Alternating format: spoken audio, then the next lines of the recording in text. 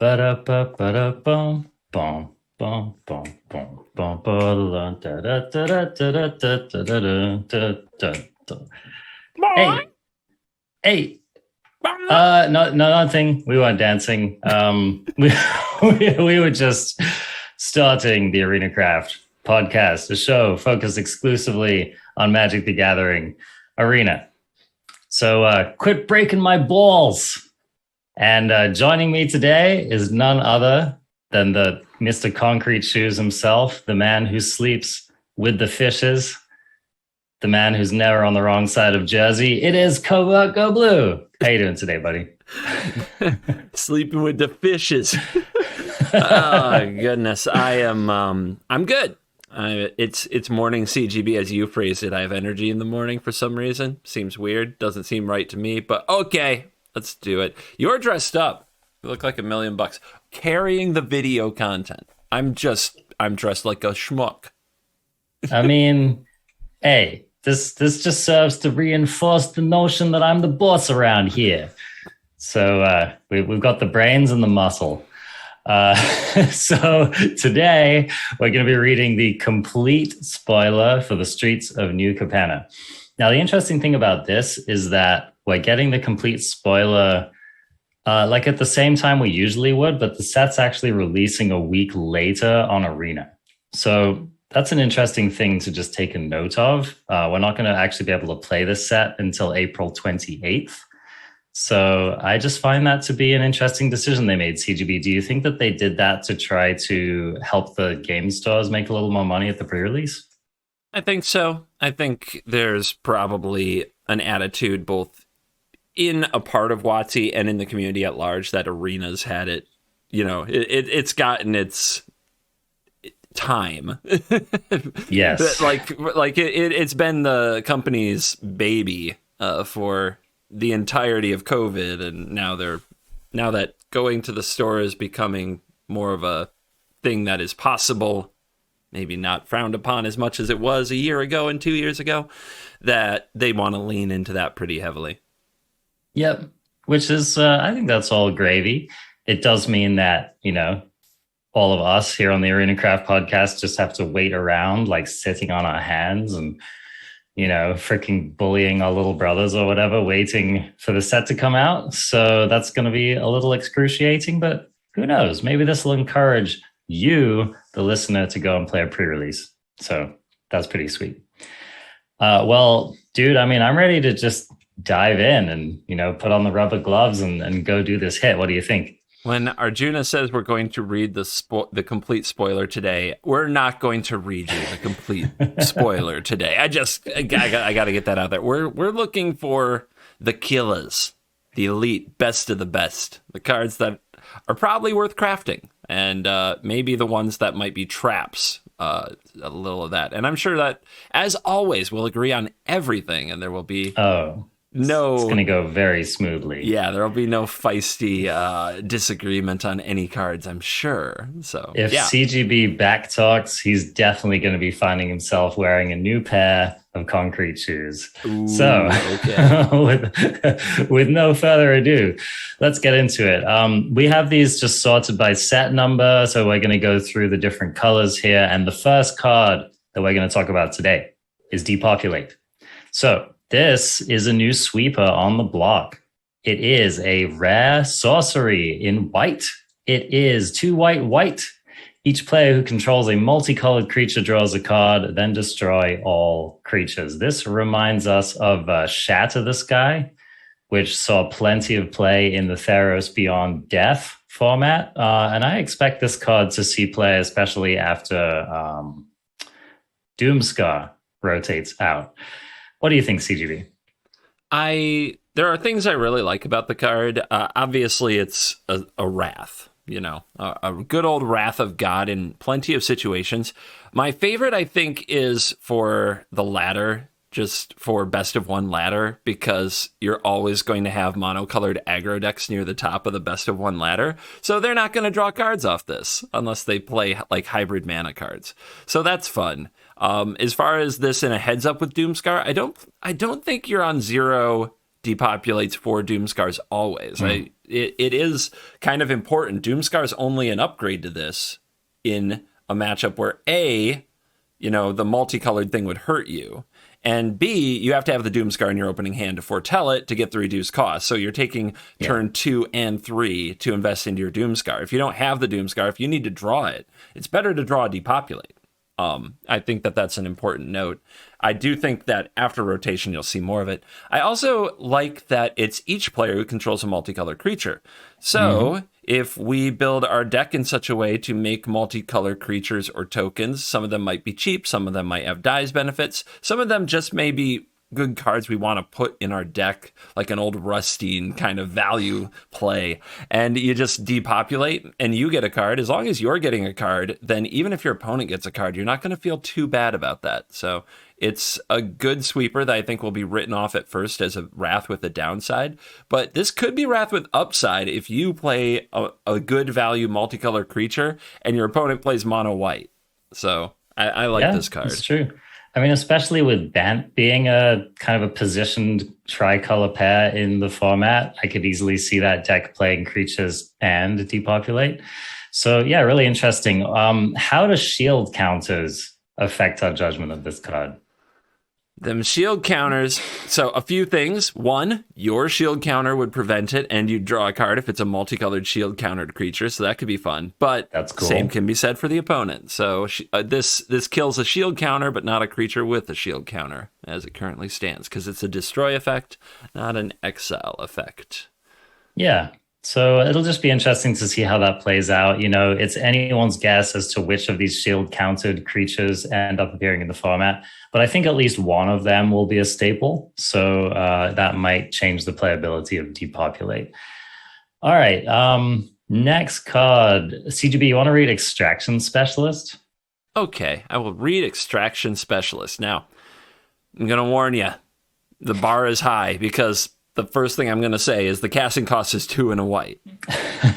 Indeed. All right. Indeed. This is a 3/2 human rogue with lifelink. When Extraction Specialist enters the battlefield, return target creature card with mana value 2 or less from your graveyard to the battlefield. That creature can't attack or block as long as you control Extraction Specialist.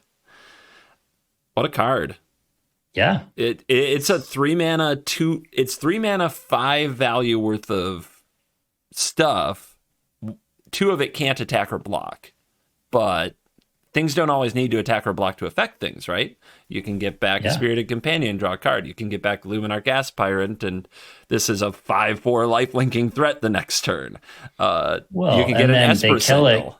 Yeah, they kill it because they have to deal with it, and now you can attack and block with your thing that you got back as well. So that's a thing to remember. Yeah.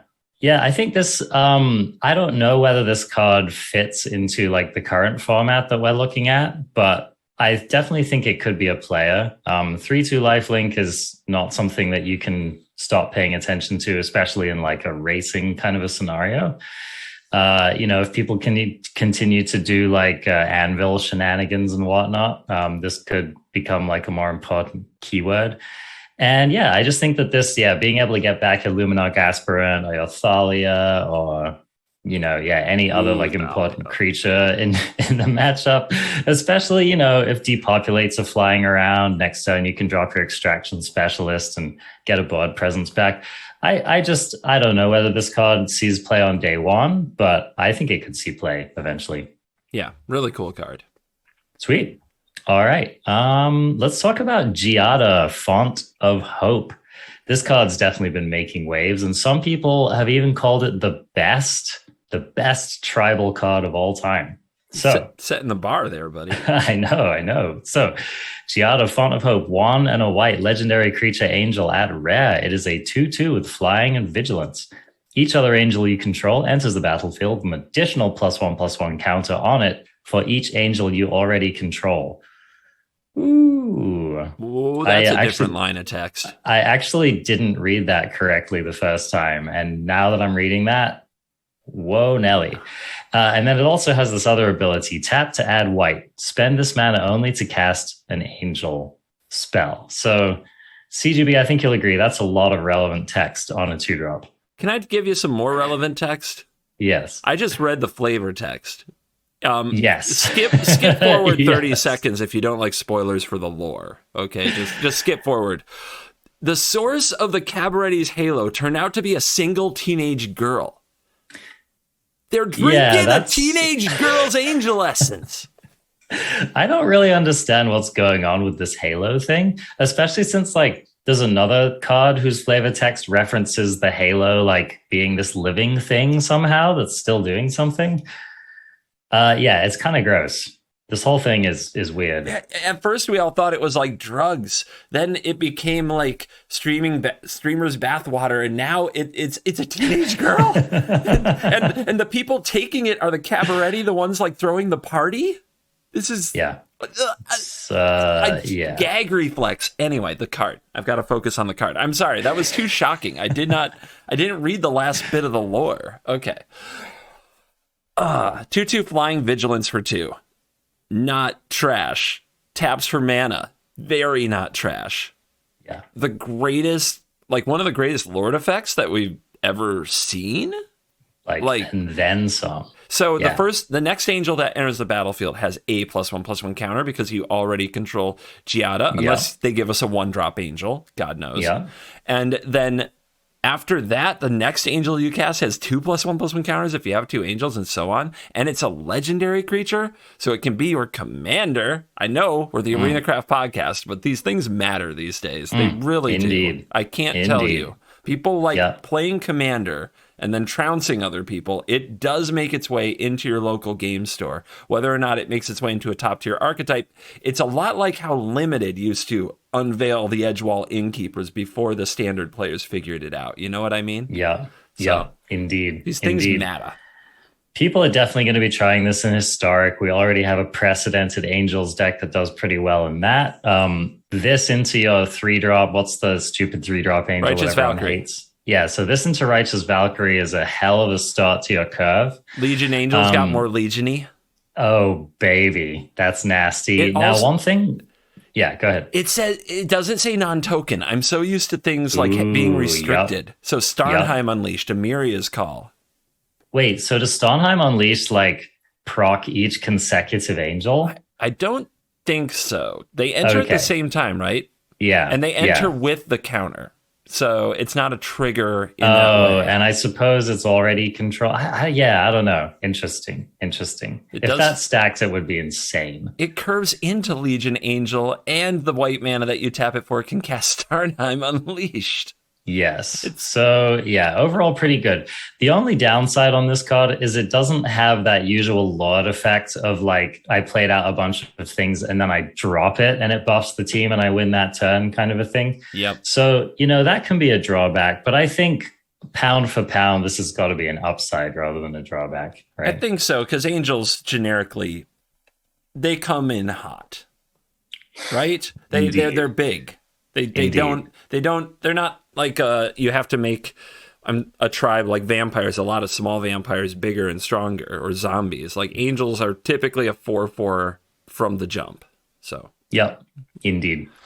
So I mean, it's anyone's guess as to where this card ends up and in what quantity. It's legendary, so for 60 card formats, you have to keep that in mind. I also think that was kind of a safety valve so that you couldn't get 2 of these down and just completely mess your opponent's day up. But I mean, strong card. Would be surprised if it didn't show up somewhere. All right. What's next? How about Illuminator Virtuoso, CGB? Ooh, we're going to be reading an uncommon, so it must be good. This is a 1 and a white uncommon 1/1 creature, human rogue, has double strike. Whenever Illuminator Virtuoso becomes the target of a spell you control, it connives. And, first connive of the show, you draw a card, then you discard a card. If you discarded a non-land card, put a +1/+1 counter on this creature. It has double strike, and it gets itself bigger if you target it. Targeting stuff isn't too hard. Goldspan Dragon knows that. No. I mean, people have been playing Show of Confidence left and right with said Goldspan Dragon. But this could be another one of those, like... Now, what was the Strixhaven one for 1 mana that got buffed whenever you targeted it? Oh, no, it had Magecraft. Clever Lumimancer. Clever Lumimancer, right? So, I mean, that card never really got there. But if there were to be a deck that was like that in this new format, Illuminator Virtuoso, I think would definitely be in it. Let's also not discount the ability of Connive to just keep you churning through your deck to find the answers that you need, whether it's protection for your aggressive dorks or more spells to keep pointing at the Virtuoso. So this is definitely a card that I think could really go off. Yeah, the Magecraft decks always needed their threats, and they needed their cards to target and protect their threats. But did you need Spell Pierce? Sometimes you did. Did you need more Clever Lumimancers? You know, they didn't trigger each other in their O1s. Sometimes you didn't. This one does give you some selection, and even though you have to discard non-land cards to get the buffs, I think that that ability is really powerful for that type of deck. Yeah, I agree. So this one could be a player if that kind of thing happens. We haven't really seen it in like competitive Magic yet, but yeah, not going to say never. All right, let's read this draft card and see if it could maybe make a splash in Constructed. Mage's Attendant, 2 and a white. Creature cat rogue at uncommon. This is a 3/2. When Mage's Attendant enters the battlefield, create a 1/1 blue wizard creature token with pay 1, sacrifice this creature. Counter target non-creature spell unless its controller pays 1. What do you think, CGB? Too chaffy, or could this actually show up? People keep telling me that they're putting this in their party deck because it's a rogue and a wizard. Okay. And that it's not a wizard, but it. No, you're right, because it makes a wizard. Sweet. I got him. You got me. You heard Yeah, it. got me. Not a wizard. Not a wizard. We're all wizards. But yeah, now you can, in white, you can turn 1... Usher the Fallen, which is a warrior. Turn 2, Luminarch Aspirant, which is a cleric. Turn 3, this, you have a full party. So what you want to do with your full party from there is, you know, the world's your oyster. Probably play the 4-mana core that makes 4 1/1s and makes everything indestructible. But, I mean, I'm not excited or trying to do party things probably ever again, to be honest. I think that mechanic was always a bit of a frustrating one, but I'm sure it did have its moment, of course. Anyway, I don't think this makes it in a normal like white deck. It's the casting cost, 2 and a white. You need you would need like insane stats at this point to beat out Redain, Elite Spellbinder, Adeline, Brutal Cathar, Skyclave Apparition, etc. You know? I think so. I mean, this definitely reads as best against control. You know, if you're able to like play this on curve on the play and maybe delay them playing their sweeper by a turn, that could still hurt. have to have a mana though. Like that's true. Like if it were sacrifice this creature to counter thing, like if you just had a force spike sitting on the battlefield, that would be one thing. But you know, aggro decks are mana hungry too. Yeah, and I think that, you know, Thalia is just like everything about Thalia is better against control and Mage's Attendant. So that's the example of a kind of card that's really competitive. Yeah, I don't necessarily think this one is. I don't know, though. I mean, maybe the taxes add up, right? Curving Thalia into this makes an extra body. I don't know. Non-believer. I'll be very annoyed by it when it happens to me, but as far as it like happening at the highest level, I don't think so. Yeah. Okay. Let's quickly go over Patch Up, CGB. Okay. Well, Patch Up is a very funny art. This is a 2 and a white for a sorcery, and it says return up to 3 target creature cards with total mana value 3 or less from your graveyard to the battlefield. So Ikaria had one of these. What was it called? You're thinking of Call of the Death Dweller. Yes, exactly. I suppose that gave stuff Death Touch and Menace? It was also in black, which is good at graveyard and dies triggers. Yep. So don't know if Patch Up gets there, but it's a similar card to a card which saw a fair amount of play at times. So I'll keep an eye on it. Just note that we read that other white Reanimator card. I wonder if there's some kind of like white weenie keep getting your stuff back. I mean, look, supposing you get that creature back and then that creature gets another creature back. I mean, that's pretty gas, right? Imagine all the get backs with the get back. And then you remember that there was that card. Oh gosh, it's something savior. Is it? It's an doggo? angel. I think it's the Guardian Savior. It's three and a white for a mythic 3/3 angel with flying, and enters the battlefield, returns 2 things. And then you think about how much that got played, and you're like, maybe that's not the way. Maybe it's not the way. Okay. I'll let you pick next card here, ZGB. Yeah, I'm curious what you think of Sanctuary Warden. This is a 4 white 5/5 flying angel soldier at mythic, and when Sanctuary Warden enters the battlefield with 2 shield counters on it. 2 shield counters. Whenever Sanctuary Warden enters the battlefield or attacks, you may remove a counter from a creature or planeswalker you control. If you do, draw a card and create a 1/1 green and white citizen creature token. Yeah, I definitely looked at this card as well. I definitely think it's got enough text on it to be interesting. I think that this card has some cool stuff going for it that Dr. Manhattan, aka the All-Seeing Arbiter, doesn't. We kind of trashed on that card last time we talked about this set. But yeah, this could definitely be a player. I mean, 6 mana is a lot, so we have to keep that in mind. But, you know, ETBing, drawing a card, making another creature, and then having the ability to potentially do all of that all over again, or just be a really sticky threat that's hard to remove. Being a 5/5 flyer is no joke. I wouldn't be surprised if this showed up. Yeah, I'm really curious about playing it and removing other counters besides the shield counters. You think about just about any planeswalker. Any planeswalker right now at a reasonable cost that had a minus of create a 1/1 and draw a card would be awesome. And you also have to remember the planeswalker gets to activate its ability in addition to that, because the remove a counter bid is from the angel attacking, or entering the battlefield. So that sounds like a very like an easy to forget about how good that is.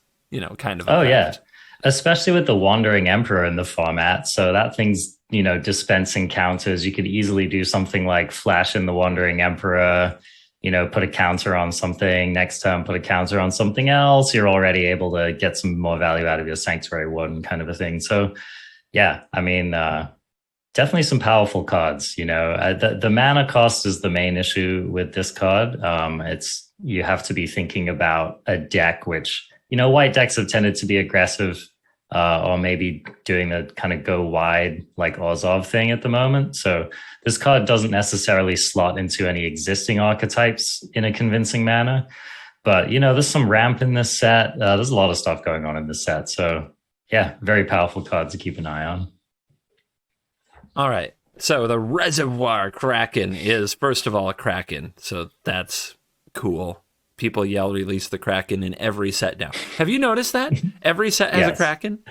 Yes, it's true. All right, so 2 and a blue creature Kraken rare 6/6 trample ward 2. At the beginning of each combat, if Reservoir Kraken is untapped, any opponent may tap an untapped creature they control. If they do, tap Reservoir Kraken and create a 1/1 blue fish creature token with this creature can't be blocked. I think this card is kind of interesting. For one thing, they have to have the creature to untap, which, you know, if they're generating tokens is easy. But if they aren't, if they can't keep or resolve a planeswalker on the battlefield or something like that, it can be pretty hard and annoying to do so. And you're making more creatures every single turn, and they can't be blocked. It seems like a good amount of value that's hard to kill. The Ward is annoying, man. It's very annoying. Yeah, this one reads to me as a no-go just based on like pretty much all of the creatures of this type in the past. Like I'm thinking of Clackbridge Troll as a good example, that give you the option to turn it off for some downside or whatever. They just always seem to not quite get there. So I think based on the precedent, I expect this one not to get there either. It is a very annoying card. So, and I do think the Ward 2 makes it significantly more annoying. What's really funny is if you were like in a mirror where they don't play creatures and you sideboard this in, right? It's your big move. And the opponent sideboards it in too. And you're both just making all these fish and tapping their Krakens. Oh, man.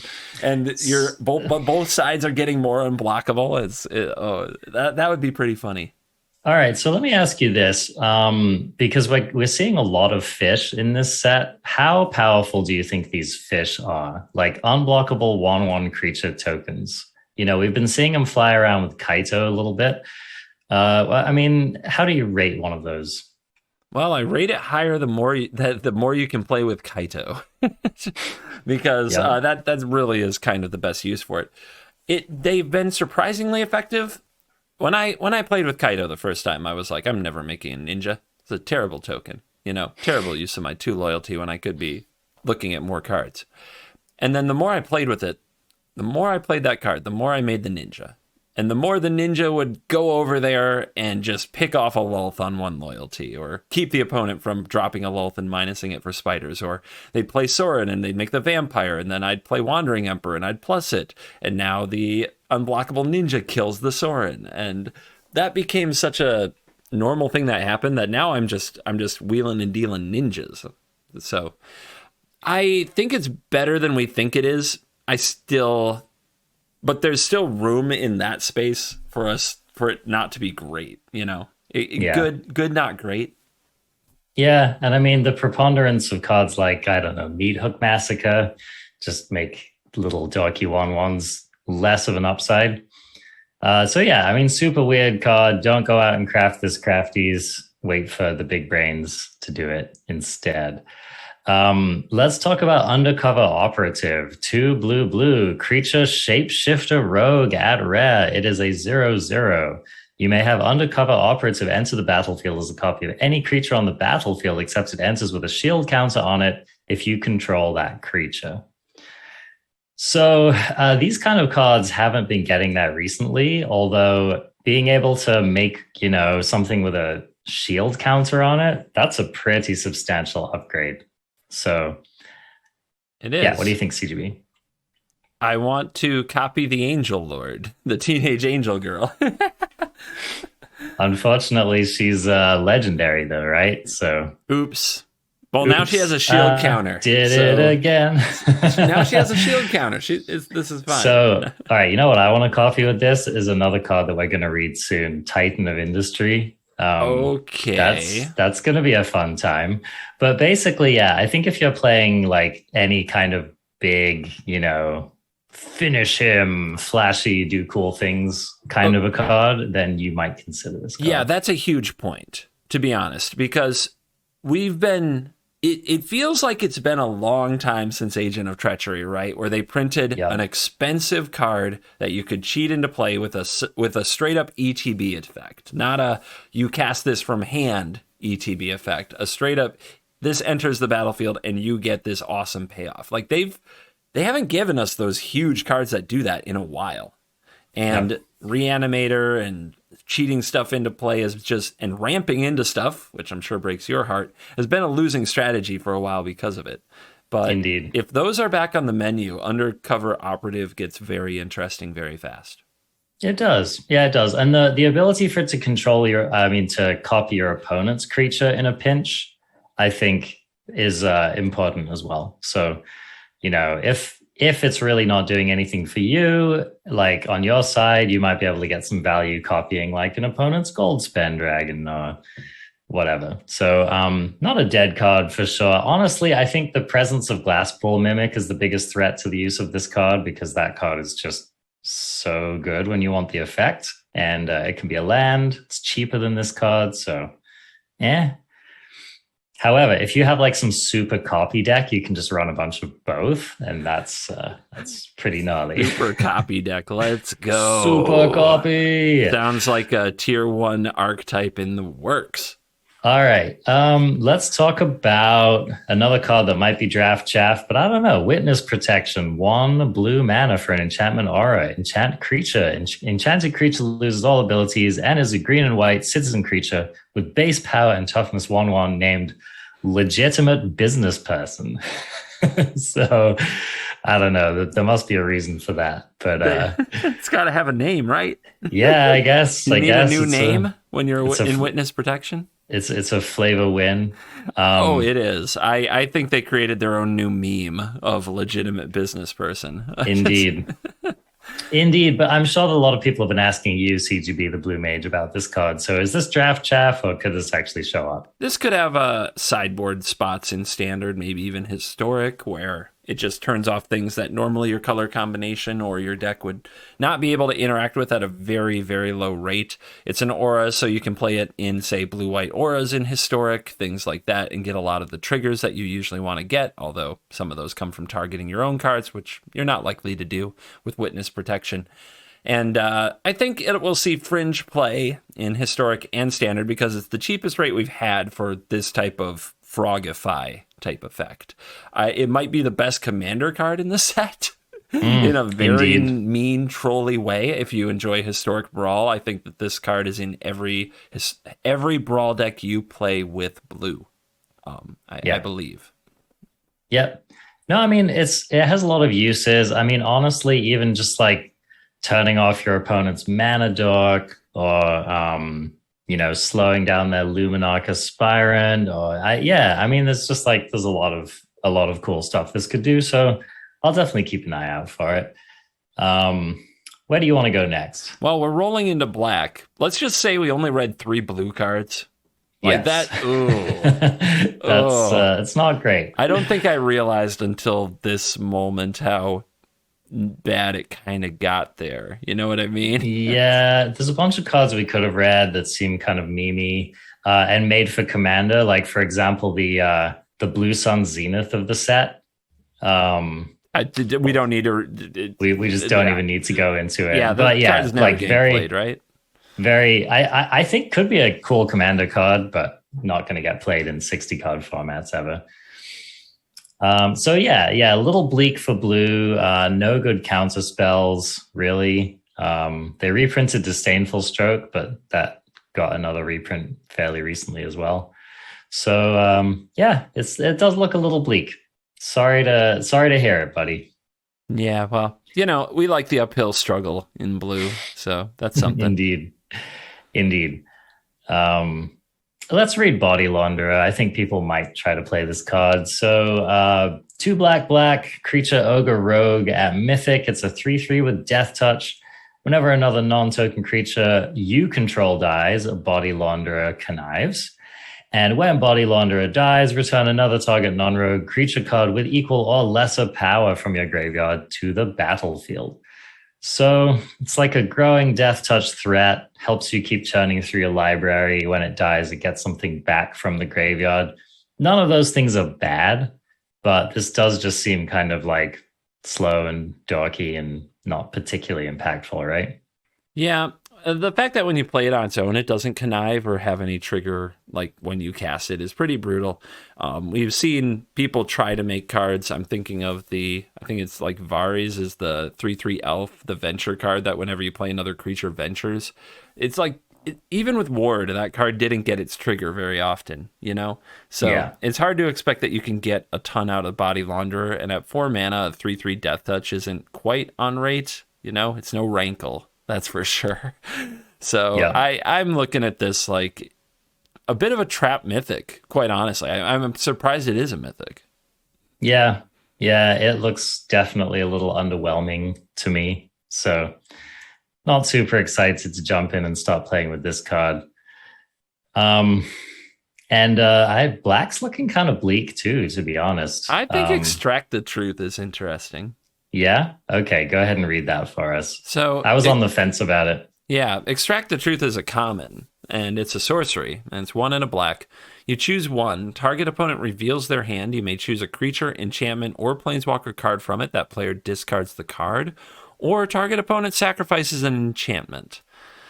It would be much better if it were an instant for the sacrifices and enchantment part, but they don't want to do that because of the discard part. So it's a little awkward, but there's a lot of flexibility here. You don't usually get a discard card or a removal card on the same card at a price of 2 mana. Yeah, that's true. This is my question, though. Like, what enchantment are you happy to kill with this? Because that's really what sets it apart, right? If I think about the enchantments seeing play in the format at the moment, they're all either sagas that got some of their money already, or they're like Wedding Announcement, which got some money already. Just one. What's that? Well, just a 1/1, right? Usually. Yeah, or Could be drawing a worse. card. But I mean, so it's not that you're like gonna feel totally hosed if you have to point this at a wedding announcement. It's just a powerful permanent that you don't want to have on the battlefield. But oftentimes we've had stuff like the Oblivion sorcery. What's that one called? Rights of Consigned Oblivion. to Rites of Oblivion, right? Yeah. Where you get value out of it later, or maybe you get like a Binding the Old Gods, kills an enchantment, and then you get more value out of that one later. So I don't know. I don't know if I'm a buyer on this card, man. Certain meta games, definitely. But when you point this at your opponent's hand and they have an instant or sorcery that you really want to take that you can't, or an artifact, that's gonna feel pretty bad. Yeah. I think you hope that you're hitting an enchantment because removal's better than discard normally anyway, and then you kind of cast it when you need to. There are the enchantment creatures. Hitting Jukai Naturalist is kind of important. People untapping with that is brutal. Hallowed Haunting gets played. So, yeah. There's gonna probably be a new raft of teleportation circle gamers hitting the ladder with this set. So that's the thing too. All right, let's keep moving along here. Shakedown Heavy. This is definitely a card that people are going to try to play. 2 and a black creature ogre warrior at rare. It is a 6/4 menace. Whenever Shakedown Heavy attacks, defending player may have you draw a card. If they do, untap Shakedown Heavy and remove it from combat. So this is the new Rotting Regisaur that they've introduced. What do you think, CGB? This card is okay. The fact that it untaps means, it's available to block. And if you're drawing cards, you're probably getting ahead. So it's a Punisher mechanic, but it's on a really good body at a pretty low rate. And it's going to be really hard to block. The funny part is it'll probably literally never kill someone.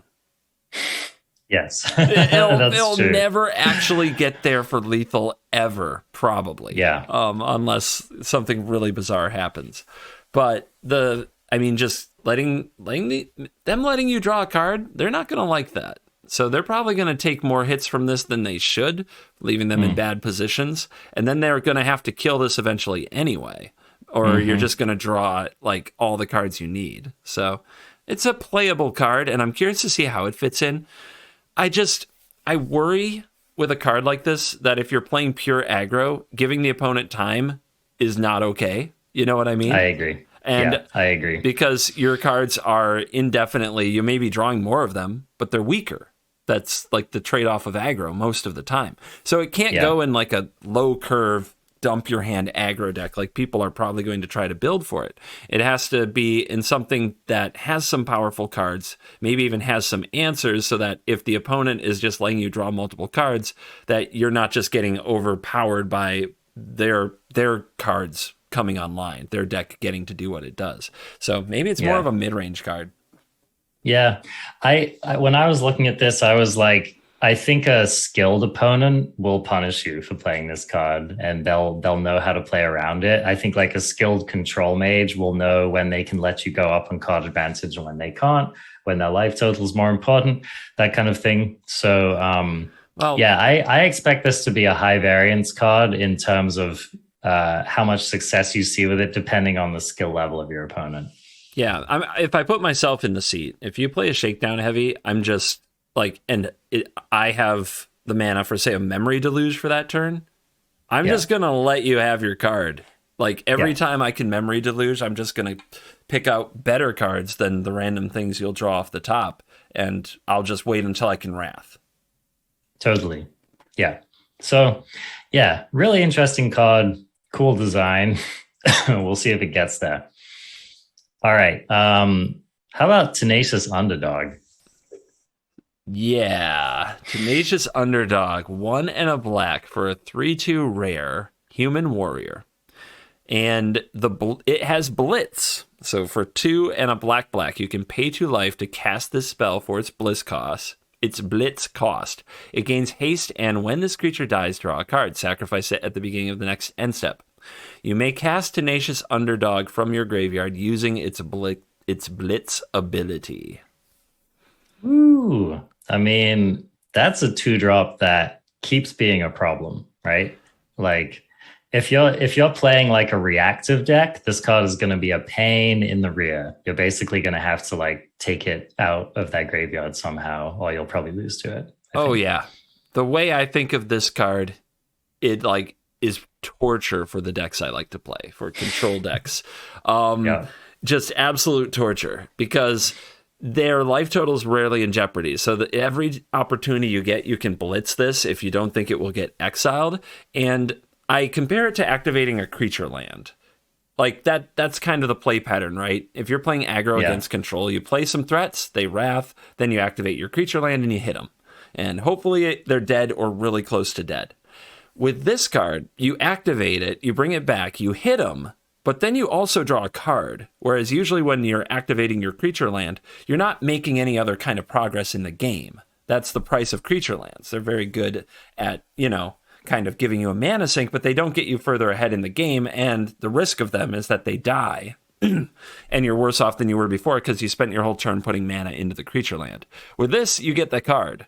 So that's really good. So right away, I was like, people are comparing it to Skyclave Shade. And that's what I was doing at first.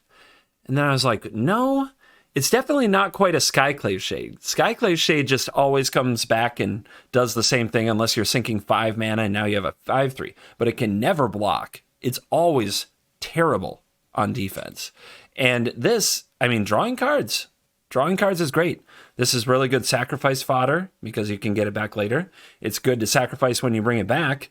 And Obnixalis. Remember Obnixalis? We talked about it, 2 weeks ago now at the time they're hearing this. So that's the thing, right? Now we have 8 full slots of 3-powered 2-drops that you can put into that deck that both have value later on in the game. So, pretty terrifying. Yeah. I think... go ahead. I was just going to say, I think it's like a top 5 card in the set. I'm kind of absurdly high on this card. I don't know where it ranks, but I definitely agree with you. Like, this is... this card looks like a player. I'd be pretty shocked if it didn't show up somewhere. The format would have to be really hostile to it for it to not show up, I think. But on paper, I agree. One of the strongest cards in the set. All right. This next card, CGB, has caused a fair amount of consternation on the internets for Magic playing gamers, and I think for good reason. I think it's less about the card and more about the precedent. So, big score. 3 and a red, instant at common. As an additional cost to cast the spell, discard a card, draw 2 cards, and create 2 treasure tokens. So what does this one remind you of, CGB? Oh, gosh. Where have I seen this before? It was so long ago. It was so long ago. Literally last July? Yeah. As in the same freaking standard format. We got almost exactly this card. A pretty much strictly worse version of this card, but still a very, very good and playable card. And that, friends, was Unexpected Windfall. So we have essentially a functional reprint of that card with a small upgrade to the casting cost.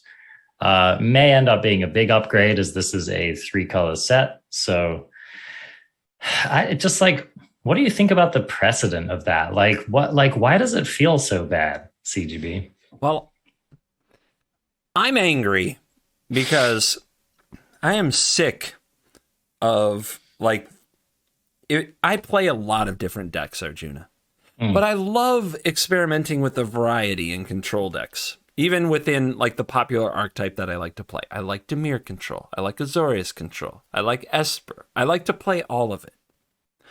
Big, Unexpected Windfall and Galvanic Iteration has basically meant that along with the top end that they go to, like Lear, Goldspan Dragon, Hullbreaker Horror, it basically means the right way to play blue for the last year has been Izzet. Always. Yeah. You can play those other decks I mentioned, but they're never the best. Not close. And you know it the second you queue up against another blue mage playing Izzet. They remind you every time. You cannot beat Galvanic Iteration, Unexpected Windfall, Hullbreaker Horror, Leer, Goldspan Dragon, with blue and white cards, or blue and black cards. Occasionally you will win, but you will never be favored in that matchup. You don't have the tools. This card, the card selection combined with mana advantage is too powerful, and Galvanic Iteration is a brutal card to deal with. So what makes me angry is I was looking forward to that not being the case. I was looking forward to at least half of the pieces moving. Goldspan Dragon and Unexpected Windfall leaving means they have to find something else to do with Galvanic Iteration, They have to find something else to do with Hullbreaker Horror, if they want that to be good, Leer even. And now it's like, oh, okay, well, Galvanic Iteration was in Midnight Hunt, or Crimson Vow? Anyway, it was in an Innistrad set, so that's going to be around. Leer and Hullbreaker Horror are going to be around. Big Score is now going to be there. So the deck is already half built for the next 2 years, and I roll. I don't want to play it. I don't want to play against it, and I don't want to play it. And it gets me angry, Arjuna. Angry. I'm very mad. Yes. I couldn't agree more. And I think, apart from anything else, it's just too soon, right? It's just any way you look at it, from a standard format perspective, from a card design perspective, from taking an already really competitive card and just randomly making it better somehow. I think Unexpected Windfall was really, maybe not a perfect card, but I think it was about as well designed as it could be to be playable, but it was definitely a commitment, definitely a challenge to really work it into your deck. You just had to really go for it. And I don't know, there's just there's several of those dials on this card that feel wrong. It just feels wrong to me. You know what this feels like? It feels like showing up to your ex-girlfriend's party, your recent ex-girlfriend's party with your new girlfriend. That's what it feels like. This is a pop song in the making. So yeah. I don't know. It feels dirty, and I don't like it, Wizards, going on record. Yeah. Can we just not do that? There's so many other cards you could put in the set. I just imagine them playing the draft format or something and being like, you know what, this needs Unexpected Windfall, and somebody being like, yeah, we can do that, easy, and so not thinking about, I don't know, any of what we just talked about. Well, so isn't the sorcery version of this the original one that they did? So Pirate's Pillage from Ixalan. Pirate's Pillage, right? Was exactly this card, but a sorcery. Am I right about that? I believe that is correct. So, I mean, if they just reprinted that card, it would have been good and limited, probably wouldn't have been constructed playable, and I think everyone's fine, right? I think that's just awesome. Sure.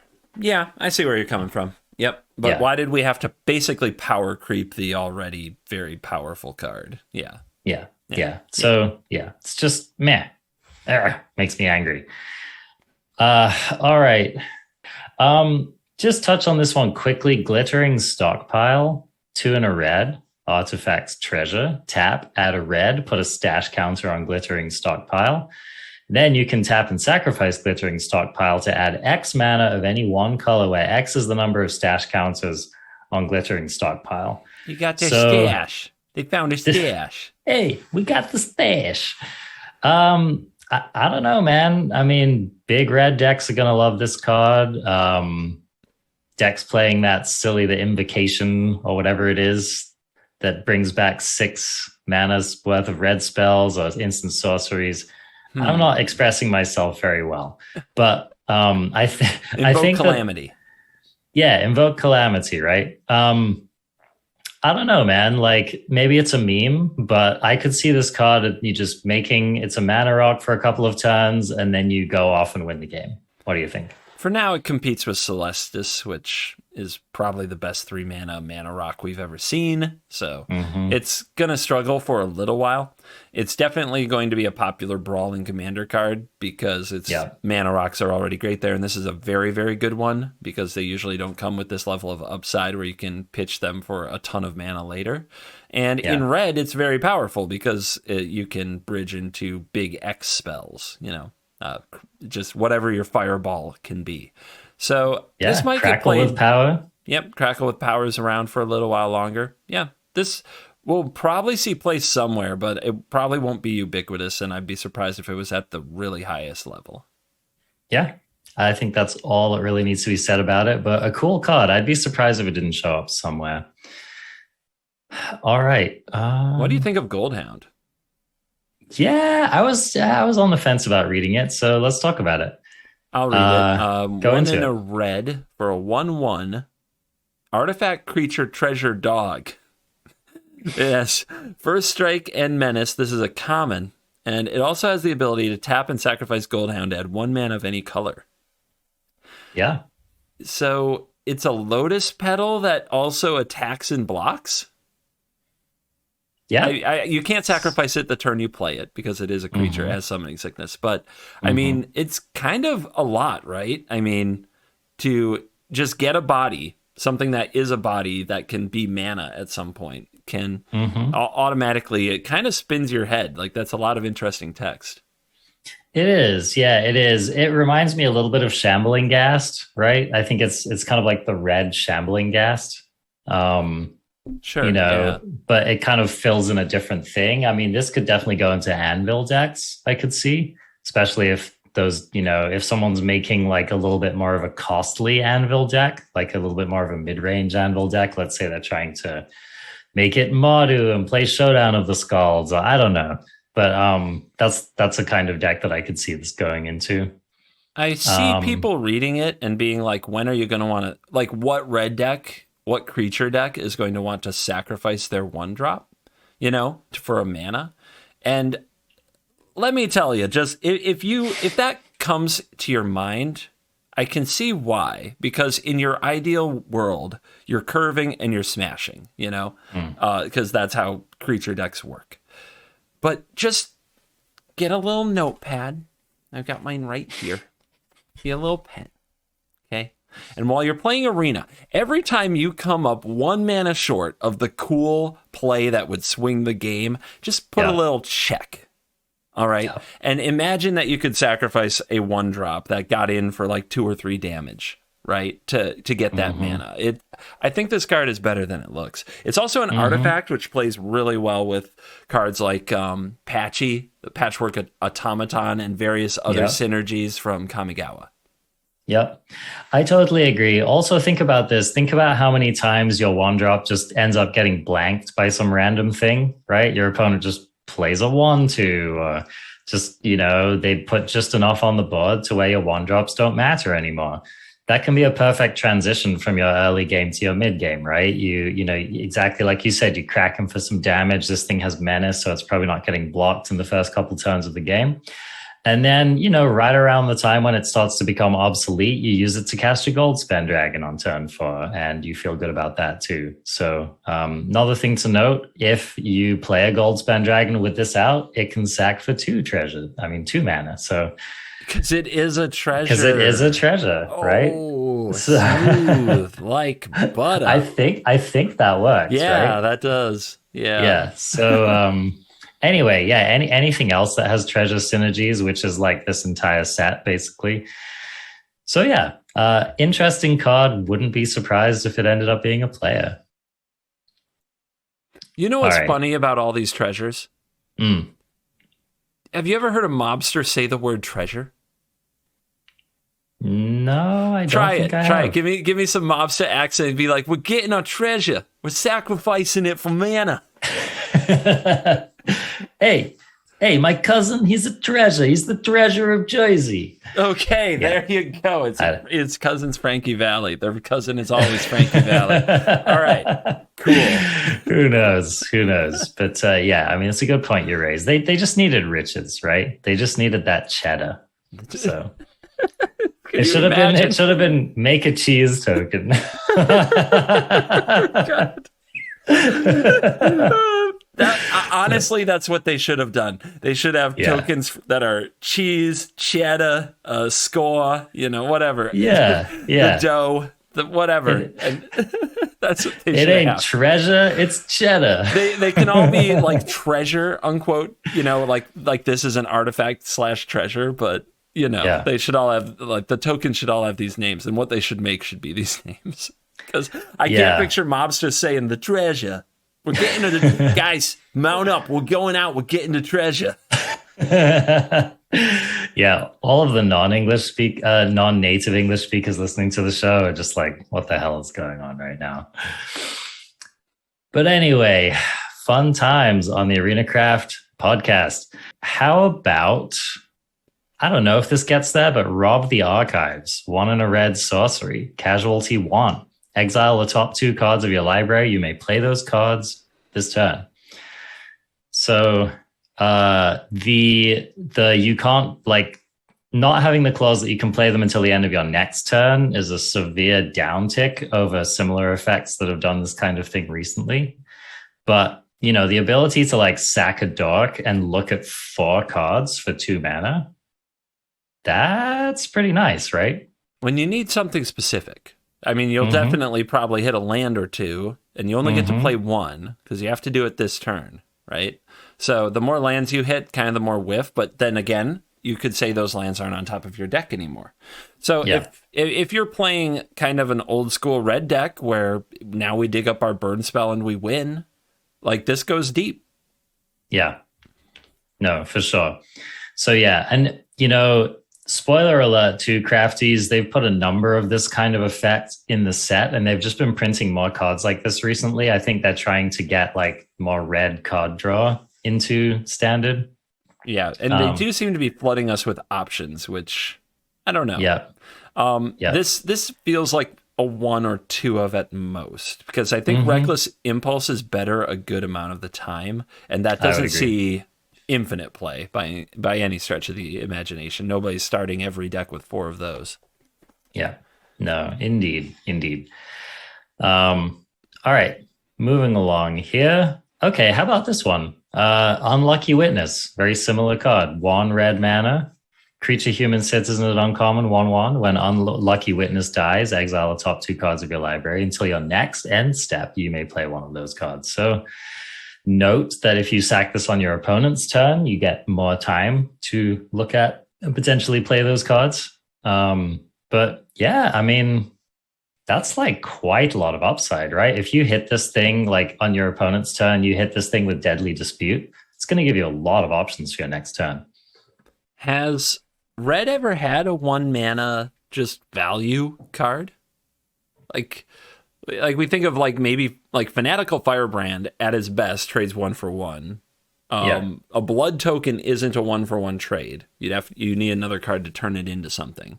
But this straight up, when it dies, like, you get another card if you are able to cast either of the 2 cards you exile, which you got to assume in a low curve red deck can't be impossible. It can also hit land. So, right? You may play one of those cards. Yep. So you could easily, like, if you sack this to a Deadly Dispute, you could easily draw 2 cards from the dispute, make a treasure, play a land next turn, and play the card you hit with this next turn. And, like, that's a massive, massive card advantage swing. Yeah, you still have 2 new cards in your hand. I feel like they're trying to play. I feel like they're trying to make Shambling Gas for everyone. I'm waiting for the blue one. Could be. You know, I need. Could be. Blue is like the card draw color. What's going to be my blue 1-drop that when it dies I get a card somehow, right? Or are we just never going to do that? Only the aggressive colors get this kind of thing? Maybe. They just don't like your style, CGB. You got to work for a living, man. Yeah, it's hard. This card is cool though, and it's low enough that you don't talk about exile effects really on really low cost cards, because exile removal usually costs a decent amount and people want to point it at decent cards. So you don't worry about this getting exiled too much. But maybe it is time to play Flame Blessed Bolt, you know? This card's really good. This card is very good. Like, this is actually worryingly good. If the shell that it's, built around it is right. But you're right. Like, I'm actually kind of shocked to read this. They could have easily made it 1 card and it still would have been, like, pretty playable. So definitely keep an eye on that for sure. I think that's red. I think we did it with red. Red is, as usual, looking all right and continuing to get more like just card and item advantage. Like they just seem to make more treasures and see more cards than a lot of colors lately. Yes. Yeah, red's kind of going off lately. Like, I don't know. I'm surprised that we haven't had any like play half, reveal half your deck in one turn, kind of go off red decks yet. They seem to be doing a good job of preventing that from happening, but I feel like all the pieces are there. So yeah, I feel like they keep printing those pieces, and then it's just, eventually they're going to print like a mana-free open-ended sack outlet, and boom. Suddenly we're drawing our whole deck. Bergie is still in the format. Remember when we were afraid of Bergie? Oh, yeah. Yeah, I could definitely see some of this stuff showing up in Historic for sure. So it's cool. All right, getting into green here. We have to do the stash just to meme on the treasure. Really? We have to do the stash. All right, take us into that. Bootlegger's stash is 5 and a green for an artifact. It is a mythic, and it gives lands you control the ability to tap, create a treasure token. More treasure. I mean, just clearly one of the most ridiculous cards ever printed. It's fitting they'd print this card in this set. I actually, if I was memeing on this set, I would have designed this card. I actually did. I put a meme out on the Twitters, which was Ziatora's ultimatum, which was it was like the Jund ultimatum, and it says create 50 treasures. And the funny thing is, that's a total meme. But when you think about the set, it wouldn't shock me at this point. It wouldn't shock me, dude. Why not? You're right. Here we are. So, highly unlikely to see play in 60 card formats, right? I think so. I showed off a combo from my own brain to my chat that Beladros Witherbloom is still in the format. Okay. Which is, if you remember, it's a 7 mana for a 4/4 dragon, and you can pay 10 life to untap all lands you control. Ooh. Right? Yup. Right? That's fun. So, you just, if you have some life gain source, you just go forever. Is there something where whenever an artifact enters the battlefield under your control, you gain a life? Then you did it. So that's what I was wondering, right? That's where this card starts to get really busted. I can't think of anything. Not in standard. There's going to be all kinds of stuff in other formats, but in standard, I don't think we have anything that rewards us for an artifact entering the battlefield. There are some cards that allow you to change the token. This is another green card that we'll read eventually. Darksteel Reactor, I think. No, that's not the name of it. It's a dragon. It's like a 2. Now I'm the one who doesn't know, but it's 1 in a red for an artifact, and whenever an artifact enters the battlefield, you put a counter on it, and for 4 mana, you tap it and sacrifice and you dome. Wait, is that opponent. Any artifact, or is it non-token artifact? I'm pretty sure it's an artifact. Okay. Yeah, that could be a kind of unwieldy combo. But yeah, we're looking for things like that. Even then, it's probably jank and nonsense and magical Christmas land. This card to me is the set. It's it's the most commander set ever posing as a non-commander set. It's such a pile of memes on piles of memes. And I don't know, man. It feels really weird. I thought Strixhaven was a weird combination of inspired from another IP and awkward and bad, going for a vibe that I don't think got there. This set it's a vibe. The vibe is there. It feels really, really like it went too far. It's too much. I agree, dude. This is like Pee Wee Herman's Playhouse. Yes, that's great. That is a great way to put it. I know. And it's the kind of thing where I feel like it's so funny to see people on social media reach that breaking point with the set, right? It's first week of spoilers, we had a couple of people pop off, and then they kept coming out. And by now, I feel like just about everyone has posted something on Twitter being like, what the F is this card? What the F is this set? What are we doing here?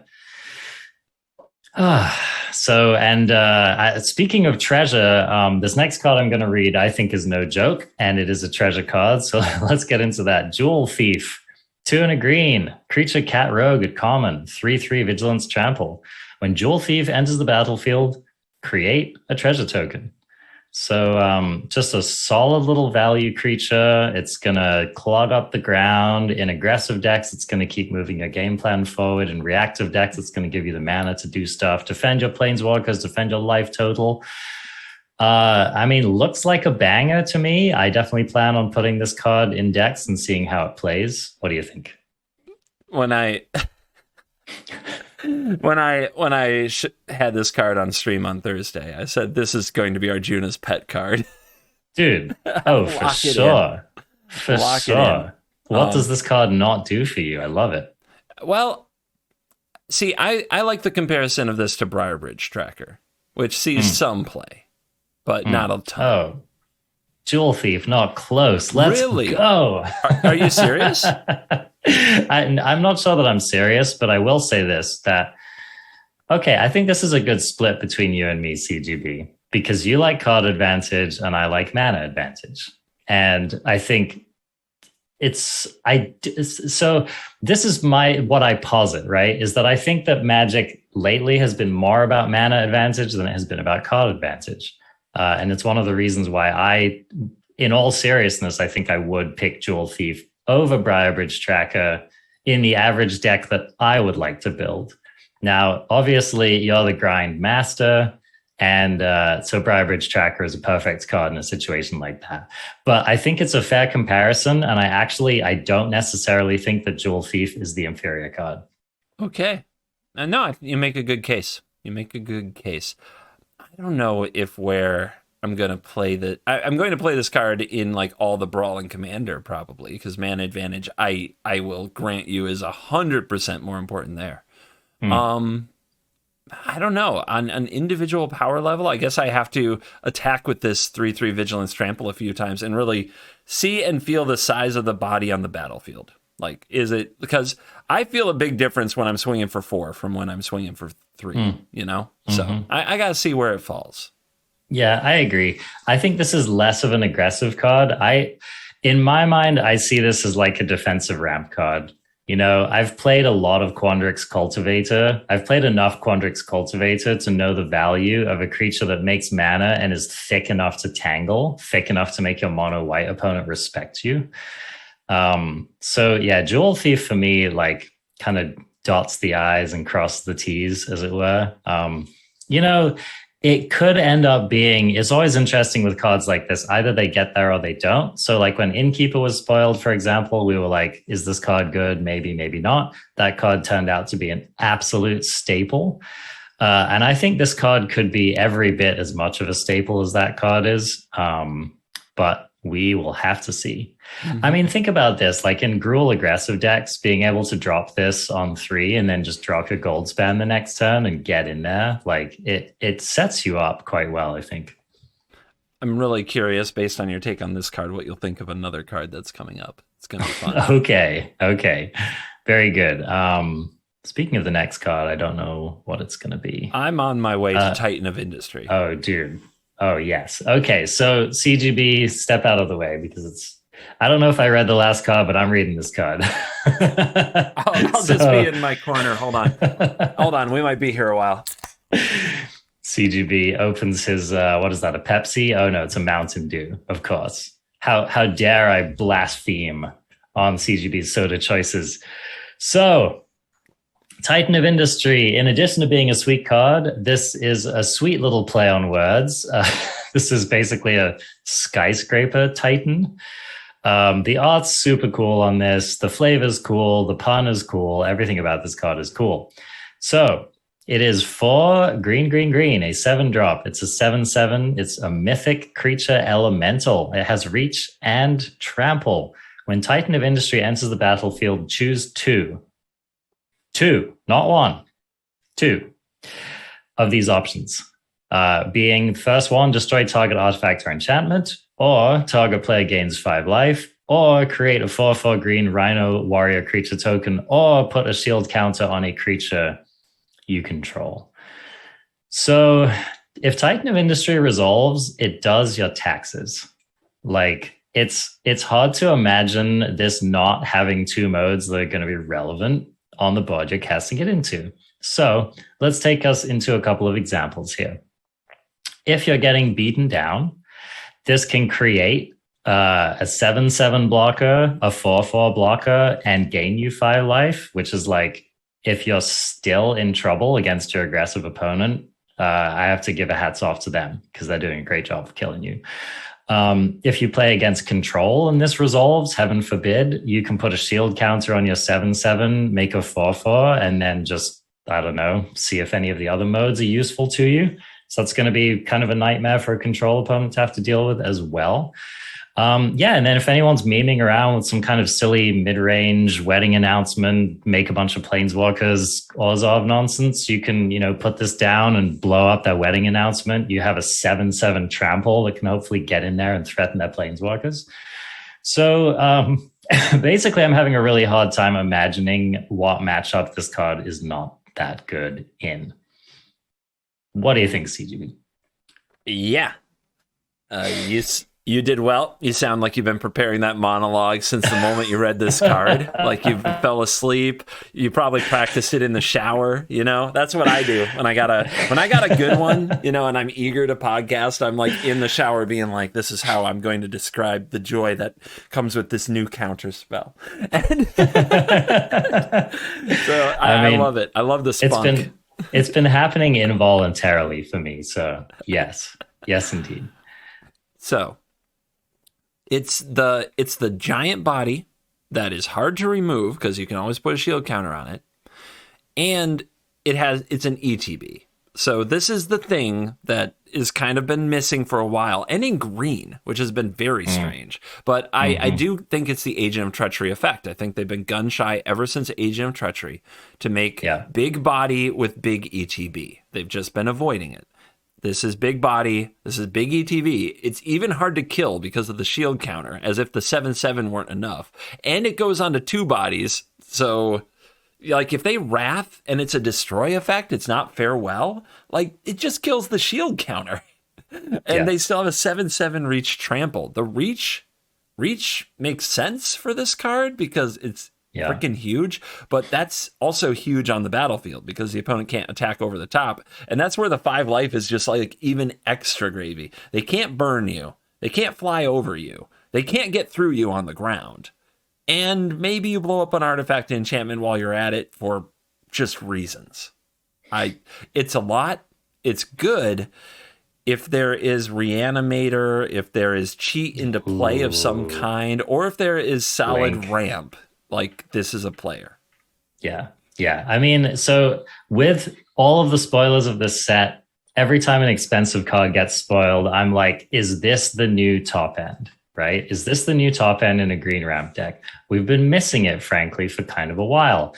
And, I was hoping for ultimatums or ultimata, however you say that word, plural, because, come on, 3-color set full of treasure. I'm still shocked that we didn't get a cycle. I am blown away that we don't have an ultimatum cycle. Like, what? Of all the memeing stuff, they said that was too far? Or you can't tell me it never occurred to them. Yeah. No, of course. I mean, and then maybe they were like, if they're like, we just did that in Ikoria, we did that like 2 years ago, so we don't want to do it again too soon. But then they print the freaking, luxury riches, the unexpected windfall reprint. Like, what? Yeah, I know. It boils my blood too. Believe me, CGB. I mean, but this was my consolation prize. This card is worth ramping into. This card is worth cheating into play. It's worth jumping through hoops for this card. It's just terrifying. I mean, look at it. I mean, it's like, it's nasty. All right. So, yeah, you're right. It's like exactly farewell is the answer to this card. Or, a counter spell, obviously, is a Sag. You feel bad if this gets hit by a disdainful stroke. But apart from that, Like, what a card. So yeah, I think I'm definitely going to be finding out with this card. This is going to be a 4 of craft on day one, and we're gonna be jamming it. I gotta seeing if it's say it. good. I gotta say it. This plus Asika's Chariot. Yes. Easy. Did it. Yes.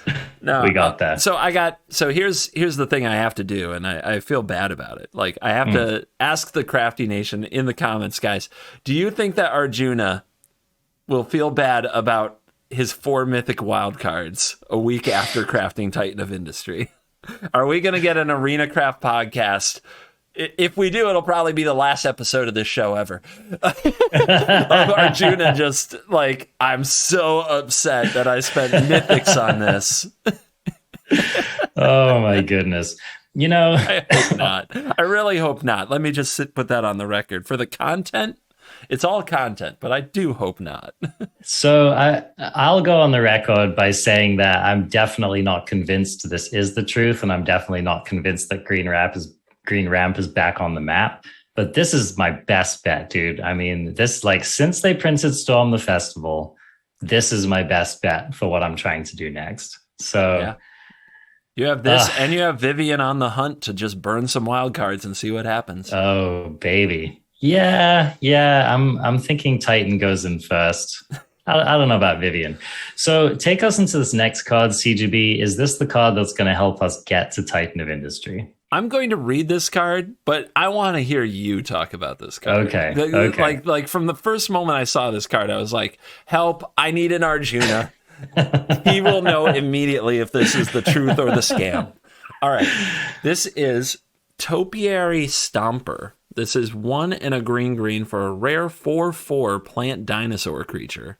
It has vigilance, and when Topiary Stomper enters the battlefield, search your library for a basic land, put it onto the battlefield tapped, then shuffle.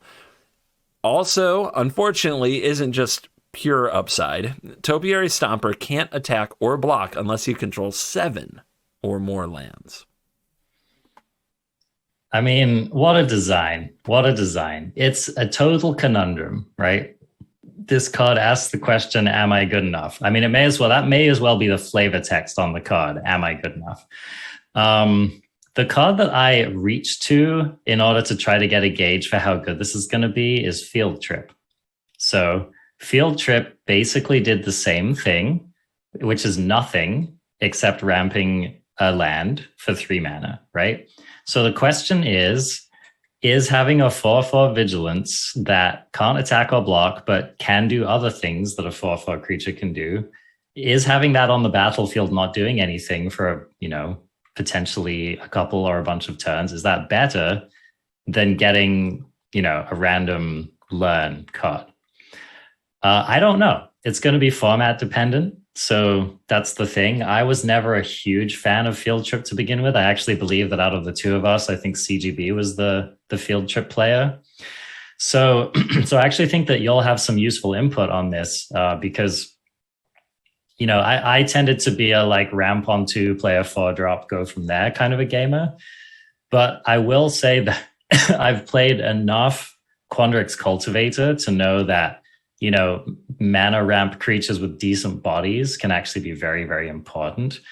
Another thing that's interesting to think about in this format is that we have a bunch of cards that can go into a curve of doing nothing into doing a lot all at once. So let's say, for example, you play a Zeus's Many Journeys on 2, you get an extra land out. You play Topiary Stomper the next turn, you get another land out. You've not affected the board in any way. Right?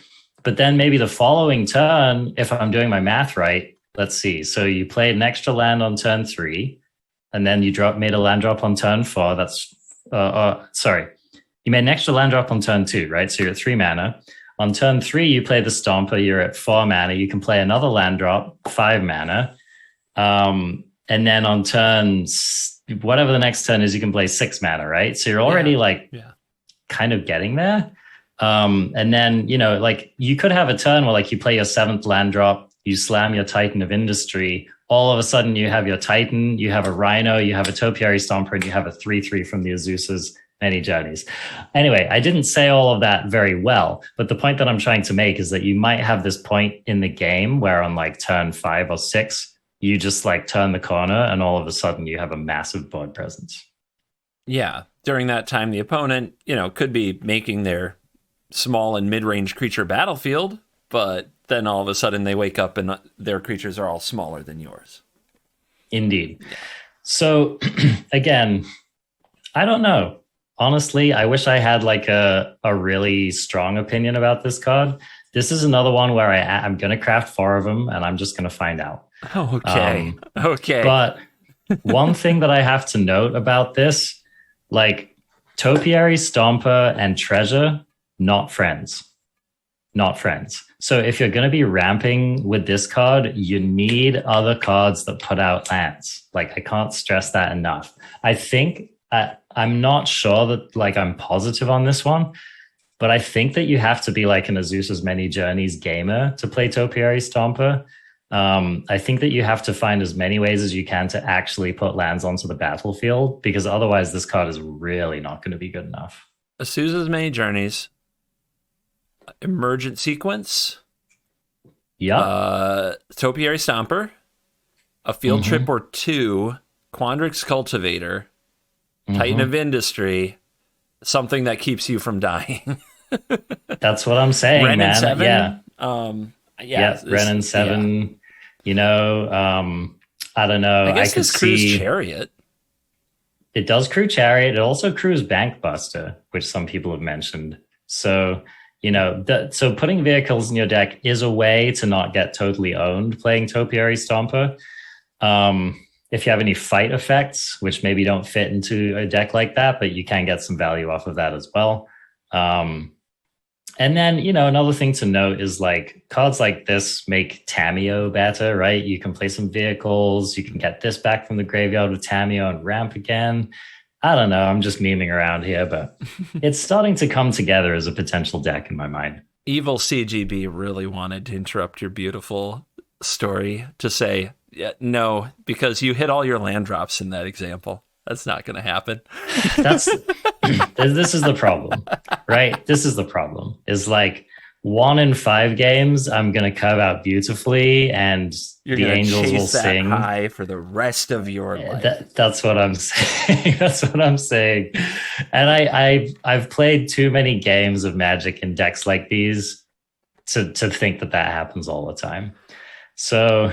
Yeah, anyone's guess, crafties. This is a 50-50 deck for sure, but I'll be damned if I won't be right there on day one trying to make it work. I have a deck right now. It is a land-themed control deck. It's like Bant, and I'm working on it.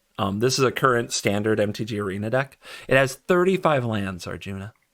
And I wanted to tell you about this deck because I actually found it. In experimenting with this deck, when I hit 37 lands, the shuffler in Best of One started giving me 5 land hands. 37 land is all it takes. All right. That was the threshold. Yeah, I want you to know. So if you want to get back into Best of One, start your deck building with 37 freaking lands for Azusa's Many Journeys and get it. Get it, Arjuna. Chase the dream. So what does this mean? I have to play Amiria's Call, right? Like I'm not even playing Amiria's Call. Really? So I'm not playing any DFCs because I'm not sure how those influence the algorithm. They affect the algorithm. Yeah. All right. Wow. 37 actual lands. Yeah. Dang, dude. Some of you at home are wondering what this is. This is a Sluggark the Overslime deck. Nice. It's 5 color, thanks to the World Tree, and it runs all the channel lands from Kamigawa. Oh, sick. Now, if you haven't actually seen that, when you channel Takenuma, the Abandoned Mire, with the Overslime on the battlefield, and you mill 3, and the land goes to the graveyard, this can potentially give +4/+4 to the Overslime, and then you can. At any time it leaves the battlefield, you just get it back. So you overslime and get it, like you use the Takenuma to keep getting the overslime. It's really funny. I mean, Slogok is one of those cards, like when it looks bad, it looks so bad. And when it looks good, it's like, holy crap. Yeah, sorry to derail the set review. I've wanted to tell Arjuna about this. I've really been looking for an opportunity to let him know. Dude, it was worth every minute. All right. So there's that fun. How about, all right, is Thragtusk back, CGB? Workshop Warchief is here. It's not quite Thragtusk, but let's read it and let the listener viewer decide. 3 and a green rare 5/3 Rhino Warrior with Trample. When Workshop Warchief enters the battlefield, you gain 3 life. When Workshop Warchief dies, create a 4/4 green Rhino Warrior creature token. Blitz is 4 green. What do you think? Okay, so I wasn't playing Magic when Thragtusk was making its glorious debut on the stage. So Crafty's Thragtusk is a very, very similar card. My notion, and I've heard some other content creators that I respect who were playing during the Thragtusk days say this as well, but my notion is that we've come a long ways since cards like this being good.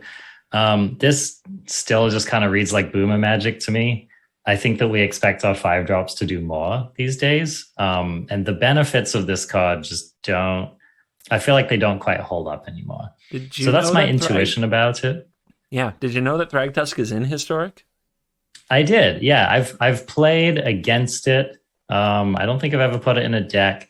I've seen it in Cube. I've seen it a little bit in Historic Brawl. Yeah. It's never once impressed me, I'll say. So it's been there for a while and seeing almost no play. It's a card that got outmoded, but it also didn't get a chance in Standard again. And that's where, honestly, Thragtusk was never that deep of a multi-format all-star. It defined Standard because on its own, it entered the battlefield and stabilized games from the Rakdos and mono red decks of the time. And does this card do the same thing? First of all, the villains are different. I don't think mono white is turned off by a 5/3 5-drop that gains 3 life the way a red deck would be. There's also this nasty little bit where it says when it dies, create a 4/4 green Rhino Warrior token, whereas Thragtusk, the thing that you abused with it was that it said leaves the battlefield. So you could blink it with the BFF and probably the true rock star of that standard format, Restoration Angel, which, that's what really, I think, made Thragtusk. And it doesn't work here. But this is a different card. For one thing, Thragtusk did not trample, I believe. I'm 99% sure that Thragtusk didn't trample. Yeah, no, you're right about that. Yeah, Kessig Wolf Run was actually used in decks to give it trample. So that's one thing. The other thing is Blitz. This coming down with haste is a very different vibe from Thragtusk, who came down and stabilized battlefields and normally didn't start attacking for a while, or if it did, it was easily chump blocked. So between the Blitz and the trample, this is a much more aggressive card. And when you do Blitz this card, it is expensive, but you get all of it. You get 5 damage, you get 3 life, you get the 4/4, you draw a card. That's a lot. It's a lot. That's a lot. Yeah, I'm curious to see where this, do they find a good way to play this card? It's really expensive, especially for the Blitz cost. But the Blitz, I think, sets it as a very different card from the one that we're talking about. Yeah. The more I read this card, the more I think about Obnixalis, right? I feel like this card is one of the possible checks on that card in this format, right? So if you think about that, Obnixalis, what's it do? It's chasing after your life total. It's making dorky little blockers. It's in an aggressive Rakdos-based deck. This is a card that I think faces off pretty well against decks like that. Gains you life. It tramples over the blockers to kill Obnixalis. It leaves behind a 4/4, which is also a good blocker. So, maybe I just made that up. Maybe that's not where it sees play at all. But that's the kind of problem that I see Workshop Warchief solving in the format.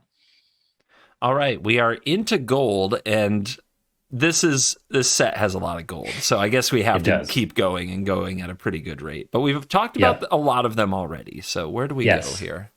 So Black Market Tycoon we have not discussed. Oh boy! So this one's a banger. You want to take us into this?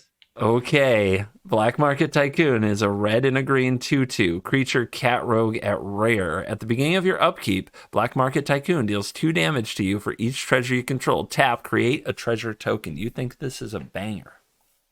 Yeah, I think this card is definitely worth consideration. So, first things first, it's a 2/2 mana dork, which is pretty good.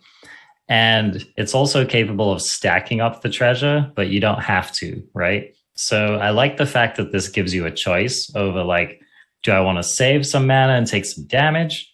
Or do I want to just spend the mana every turn and take no damage? I think that's enough versatility to make this card a looker.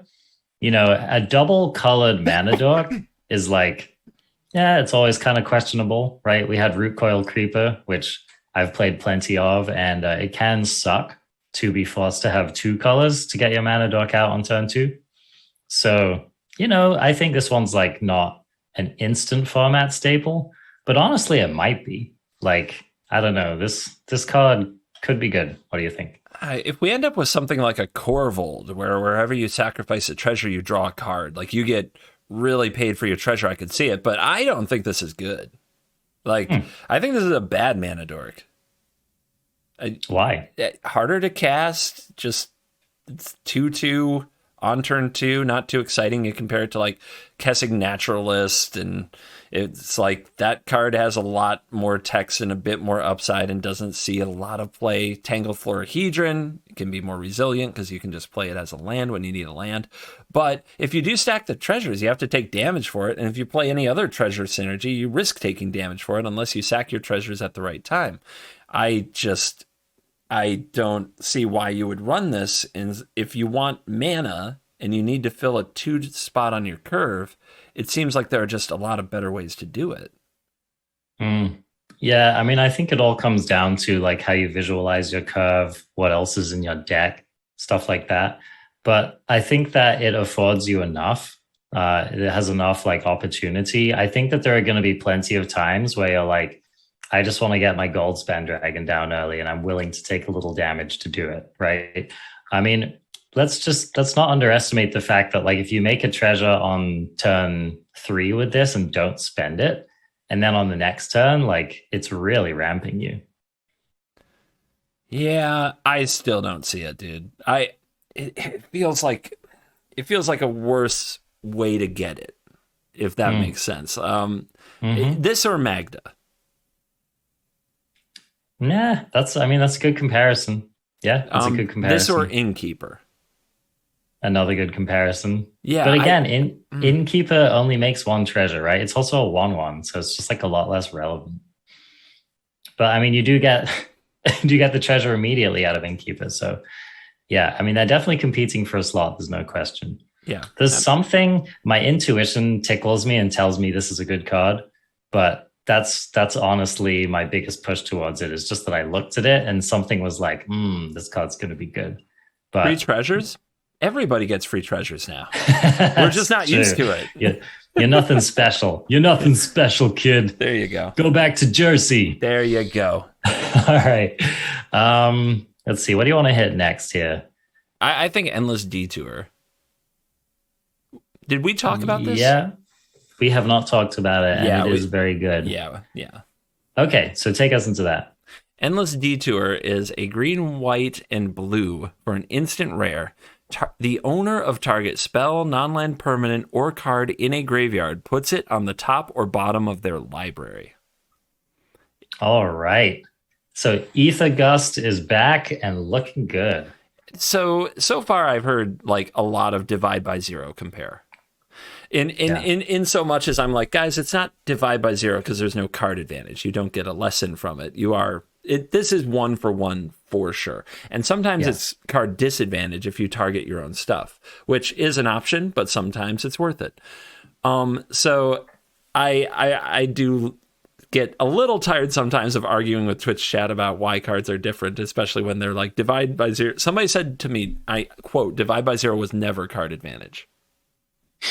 Okay, I mean, you just can't argue with that, I guess. I guess we're done here. But this is a very different card, but in Bant specifically, like, or green, if maybe green, white, splash blue, or blue, white, splash green, removal was a big problem, especially universal removal. And with the lack of divide by zero, you really felt it, that it was really hard to solve your problems. And this doesn't permanently solve a lot of problems, but it definitely makes things more frustrating for people jamming large cards or jamming setups of like, I play this and then I cast this, targeting this, and, we go from there. So, very good card. Goldspan Dragon players will not enjoy having to cast their Goldspans over and over, whereas before it seemed like they just slam them and then protect it with negate and you get wrecked. I do think that, just to understand the possibilities of the card, you can target a spell in your graveyard and put it on top of your library. Yeah. That's pretty cool. Cool. Yeah. For a card that's also removal. Yeah, it's going to be a nice little end step, like, surprise, my Titan of Industry is coming back or whatever. A very versatile card. There are going to be play patterns with this card that we didn't foresee that are going to be really awesome, I think. In my mind, the only question is like how playable is Bent, right? Or how is it going to be worth, like you said, splashing this into a color combo? Doesn't it seem easy, to be honest? I do want to talk about this, and I wasn't sure where to talk about it.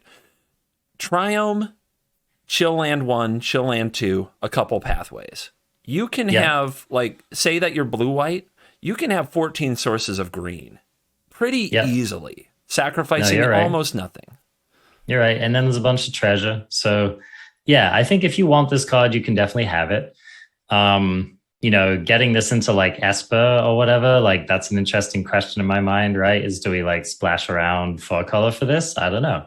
But it is a powerful card. Like, for any of you who weren't playing when Ether Gust was just like a total staple in the format, that card was real annoying. Now, this casting one more mana is like a real hit, right? It's a real hit. Being able to answer something at 2 mana was like that was a staple in the format, especially with Nissa, right? Yeah. Combining Nissa Who Shakes the World with, Breeding Pool, Oko, with Ether Gust. Uro, some of the Hydroid Crisis, these cards existed. Exactly. So, I mean, this was truly some degenerate stuff that was happening then. So this is substantially worse for that. However, the flexibility, I think, keeps it. It's very hard for me to imagine this not being a staple in the format. Agreed. And degenerates like me, I'm excited that with 2 of these, I never deck. So I can play control with no win cons whatsoever, other than looping endless detours until the opponent decks. That is truly the endlessest of detours. So, get used to that, crafties. Coming to a best of 1 queue near you. All right. Next we have... this is an interesting card, so let's just talk about it. Incandescent Aria. This costs a Naya. So red, green, white for a sorcery at rare. Incandescent Aria deals 3 damage to each non-token creature. Is this just like a total nothing card, or do we think that this could get there? No. There are several decks that I've brewed that are powerful, but we're missing a card like this for best of 1. Because in best of 1, you really need some kind of sweepers. Like playing a mid-range deck is such a conundrum, because you usually don't play sweepers in mid-range, right? So playing a card like this, like to have something against decks like Mono White and other go-wide strategies, is actually really important. So when you think about this card, I want you to think about Isika's Chariot and the Wandering Emperor and all these mid-rangey ways to make tokens. Wedding Announcement, maybe Renin 7. Like, there's a lot of ways that you can build a deck with very powerful 3s, 4s, and 5s that make tokens. And the scourge of that is Thalia. Thalia is an absolute beating to that deck. But and, Hopeful Initiate, Thalia, etc., etc. But Incandescent Aria does give you an out to that didn't exist before. Yep, that's true. And I keep thinking about the Wandering Emperor, right? I mean, such a good card. Will go into pretty much any Incandescent Aria deck as far as I'm concerned. So yeah, I mean, another thing I like about this is like when you make tokens, oftentimes you get outclassed by your opponent's creatures. And one of the things I love about this card is that you can swing into your opponent's board and they have to worry about if you're going to follow up with Incandescent Aria, right? So like, let's say you have like 4 or 5 tokens, they're all dorky 1/1s, whatever, right? You swing in, your opponent has a couple of good blocks. They have to wonder, like, is it worth it for me to lose both of these blocking creatures and my opponent keeps all of the tokens that got through? So I think this is going to, like the Wandering Emperor, it's going to make blocks harder in a lot of cases. So very versatile card. And the real question is whether the 3 damage is going to be enough damage enough of the time. Yep, agree. Yeah. All right. Do you want to read for us Ginny Faye Jetmir's second? Okay, this is a hybrid Gruul green hybrid Selesnya. For a 3/3 legendary creature elf druid at rare, if you would create 1 or more tokens, you may instead create that many 2/2 green cat creature tokens with haste, or that many 3/1 green dog creature tokens with vigilance. We really did it, CGB. So our black market treasure maker is now making cats. Or dogs. Let's go. Or dogs. Or dogs. Yep. It's going to be raining cats and dogs. I think this card could definitely be really good. So, yeah. Take us into it, CGB. There's a lot of ways to crank out free tokens, right? Like silly amounts. So while this doesn't look like it does anything the turn that you play it, if you have an Adeline on the battlefield or a wedding announcement, it does something the turn that you play it. Yeah. Like, there you go. And it also, doesn't that sound juicy? You know what I'm thinking? Big score, dude. Big score. No. Now you're yes. You're throwing some real like just cold water on. Okay, you can play this with big score, but what if you just played a Seeker's Chariot? I guess you have some dog choices, right? Also good. Or you make those 2/2s with haste, right? Yeah. That's making the 2/2s with haste off the Chariot is nice. I mean, Goldspan Dragon spits out creatures. Goldspan Dragon could spit. I think it's important that this is a May. Yep. So let's keep that in mind too. And of course, you mentioned the Lookout. Like, this is the card that might make that like a thing I come around to, as it's potentially better than a Mana Dork if this card is that good. So just pumping out 2/2s or 3/1s every turn. I mean, yeah, it sounds good, but you're talking about synergy between 2 new cards, so I'm always cautious. Of course.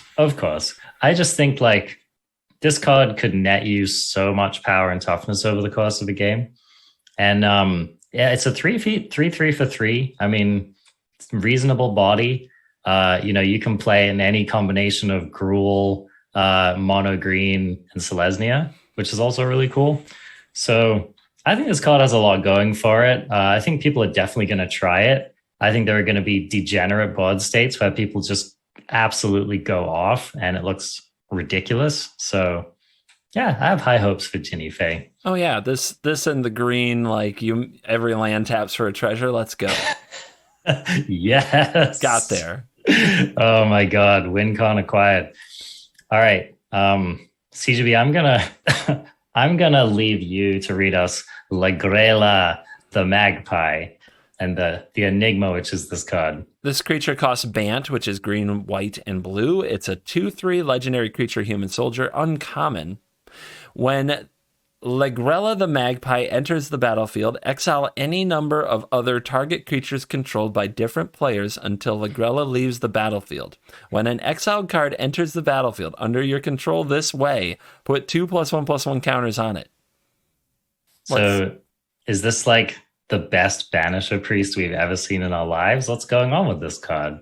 Well, there are only about 50 ways to misunderstand this card. First of all, it says exile any number of other target creatures, and you're like, I can hit the whole board? No. It says controlled by different players. So what does that mean, CGP? What does that actually mean? It's commander terminology for the most part, but in a game of one-on-one Magic, it means you can exile one card controlled by your opponent, and you can exile one card that you control. That isn't this because it says other. Yeah. So you can exile your own creature. What's good about that is if if you're a Yorion gamer, you already know. You exile your dog, your spirited companion. And then when Lagrella is killed by your opponent because they want their creature back, your spirited companion comes back with 2+1/+1 counters on it, and you draw a new card. It is a very good Banisher Priest. Yeah. So, I mean, it's fine. Cards like this have tended to show up in Standard when they've been played in the past. Again, I don't know if this is we're edging on kind of boomer Magic right now as it concerns effects like this. I guess we'll have to see. I mean, Skyclave Apparition and Brutal Cathar are really good. That's true. This is kind of good. I mean, this is not like in a 60 card format. It's hard for me to see this being better than Brutal Cathar, but maybe, I don't know, if you're doing some blinky nonsense of your own, maybe, I guess. Yep, a really specific deck. Yeah. So keep an eye out for it. How about Nimble Larsonist? So this is a white, blue, black creature bird rogue at uncommon. It is a 2/1 with flying. When Nimble Larsonist enters the battlefield, target opponent reveals their hand. You choose an artifact, instant, or sorcery card from it and exile that card. Pretty clean 2-for-1 if you hit. It's very clean. Do we have to wait for Elite Spellbinder to go away to play this effect, though? Because it's close, but I would say worse. I mean... Yeah, that's fair. I mean, 2 power is a lot worse. The casting cost is a lot worse. Not being able to hit everything's a lot worse. Being able to hit something for good, it's a lot better. Mm-hmm. So, yeah, interesting. I think this card will see play, especially when the Spellbinder's gone. Okay. So Obscura Interceptor is 1 and Esper, 4 total mana, 3/1 rare cephalid wizard with flash and lifelink. And when the Interceptor enters the battlefield, it connives. When it connives this way, return up to 1 target spell to its owner's hand. So, also a little bit of that divide by 0. You are going to play a thing. It goes back to your hand flavor with this card. I'm a little bit hyped about this card. Like, I think it could definitely see some play. It's fighting for space with Wandering Emperor, which is really tough, but it has very different effect to the Wandering Emperor, to the point where you would kind of love to have both in your hand and 4 untapped mana because of the options presented. The lifelink for this card means it's really good at racing. Like really good at racing. It's gonna be a 4/2 a lot of the time. So yeah. And if it's not a 4/2, it's cycling a useless land out of your hand to draw you a card. So either way, I totally agree. I mean, this is the kind of card that can just close out a game on turn 4, right? It's one of the best cards in the format to punish somebody who taps out for a 4 or 5 mana card on their turn. Exactly. Like when they go for their Lulth and they're down like a creature or 2 on the board and their Lulth was their stabilizing play and they hit this, they dead. That was exactly the card I was thinking of. Like, you tap out for Lulth, your opponent plays this card, you just scoop them up. There'll be a lot of times the opponent goes for Meat Hook Massacre that maybe you exiled earlier with Elite Spellbinder, and they finally have enough mana to play it, and it runs into this, and the game's over. Yeah, and I think, like, if this card's seeing any play in the format, you basically just can't play Blood on the Snow. You might not even be able to play Farewell. So, yeah, really scary card. It's even just going to be super annoying if you tap 7 mana to recast your Deluge and your opponent just nopes it. Yeah. And then cracks you for 4. So yeah, very, very cool card. I'm glad you pointed it out. Definitely wanted to talk about it. So next card, Riveter's Ascendancy. Black, red, green enchantment at rare. Whenever you sacrifice a creature, you may return target creature card with lesser mana value from your graveyard to the battlefield tapped. Do this only once each turn. So, we can see the obvious rub here. You sacrifice your thing, you get back a Shambling Ghast. It is kind of awkward because it has to be lesser mana value. So, you know, a lot of the creatures that you're most excited to sacrifice are 1-drops. So this isn't really going to help you in that case. But if you have any interest in sacrificing anything 2-drop or above, then I think that this card can be very interesting. Agree with all of that. Don't really have a lot to add. It does seem like probably the best Ascendancy, the most value in an Ascendancy, so I'm into it. Yep.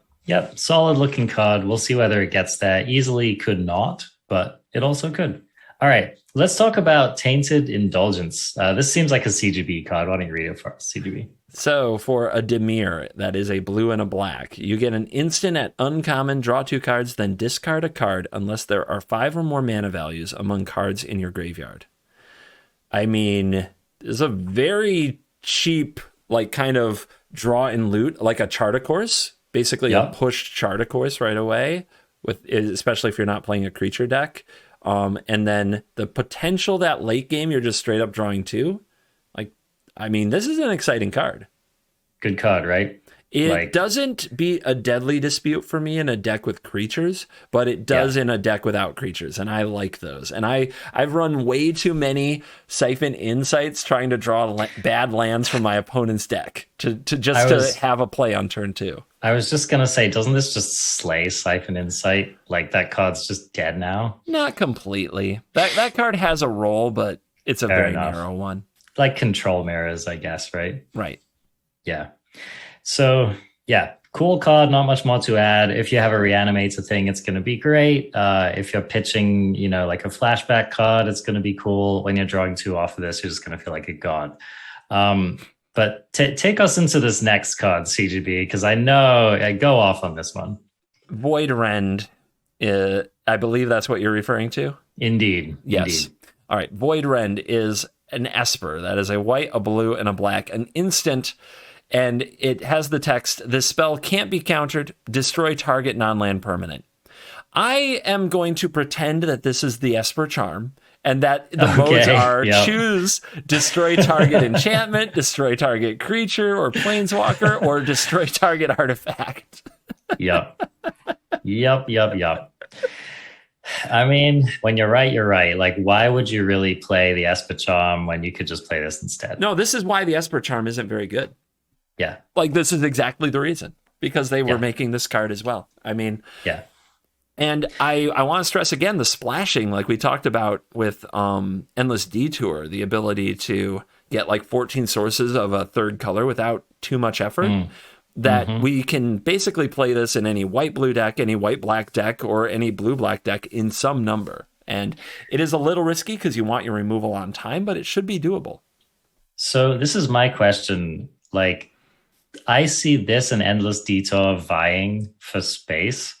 And I feel like you're going to be able to play either in most decks that you want to play in the format. So my question is, because I like Endless Detour butters a lot of bread that this card doesn't. So my question is, like, how do we feel with this versus that? Well, this also gets rid of something forever, which Endless Detour doesn't. So, I mean, you have to, it's a deck building question, right? Your Endless Detour deck, if you're playing Endless Detour over this, you, I guess, need to kill the opponent because you can put I'm just going to use it as an example. Don't freak out. You can put their coma on top of their deck as much as you want to, but eventually you're going to run out of detours. Whereas Void Rend can reach right out and destroy whatever it is for good. So they serve different masters. Is there a world where you play both because you're splashing all the colors? Probably not. I mean, I'm not the type to try that. So I would think that any deck that is close to playing one of those cards, the next question is there anything else you're going to splash? Is there any other main deck or sideboard card that's worth being in green versus being in blue or not blue? That's a bad example. Black. That's the question. So, I think after having seen Ether Gusty kind of cards play out, I'm coming in on Endless Detour over this. It's just surprisingly powerful effect, but it could be that 3 mana is the breaking point between that being a good card versus not. Divide by 0 prove that that kind of card can still be good. So I'm coming in hotter on that at the moment, but I agree Void Rend is great. And another thing is like if you want to play straight up Esper, you can play Vanishing Verse and Void Rend, and that covers the bases, baby. It's a lot of 1-for-1, and so it's gonna force people to be value oriented, like from a very low spot in the curve. You need your 2-for-1s. Yeah. So, I could easily see those 2 cards plus Memory Deluge and some other ways to kind of catch back up. That could be the start of a very, very solid control deck that can handle a lot of different stuff. So anyway, keeping an eye out for that for sure. Dies to Doomblade may have never been a truer statement. Indeed. All right. So now we're into the artifacts. We might need to read the Envoy. I honestly think this might be one of the best cards. Oh, okay. All right. So Zeator's Envoy is a 1 and a Jund for a rare 5/4 Viashino Warrior. This has trample. And when the Envoy deals combat damage to a player, look at the top card of your library. You may play a land card from the top of your library or cast a spell with mana value less than or equal to the damage dealt from the top of your library without paying its mana cost.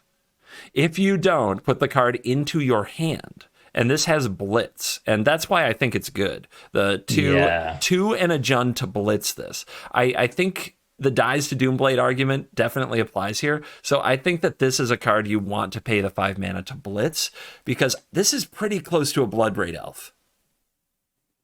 When this hits, you get something. And it might be free. I'm struggling, right? Yeah? I'm struggling. You don't see this? So, well, first of all, what deck are you playing it in? Something that does damage to the opponent so that they have to tap mana to deal with those things so that you can blitz this in and get it. Because remember, you also sacrifice this and draw a card at the end of it, too. Yeah. You get a free card, you draw a card, and you deal them 5. Yeah, no, I can see it. I can see why the blitz is compelling. I totally agree that without blitz, this card just doesn't even get a look. I'm going to have to see this one go off.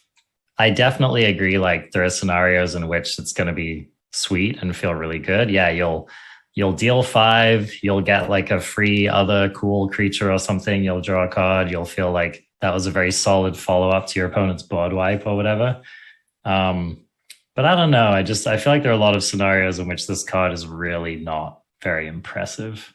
I hear you, but when I look at this card and I think of Gruul, kind of the wet Gruul decks that are around, and they play Goldspan Dragon, but their plan for Goldspan Dragon is to turn sideways and get some mana advantage, but it still takes them 2 or 3 turns to close with that Goldspan Dragon. I think this is better for those decks.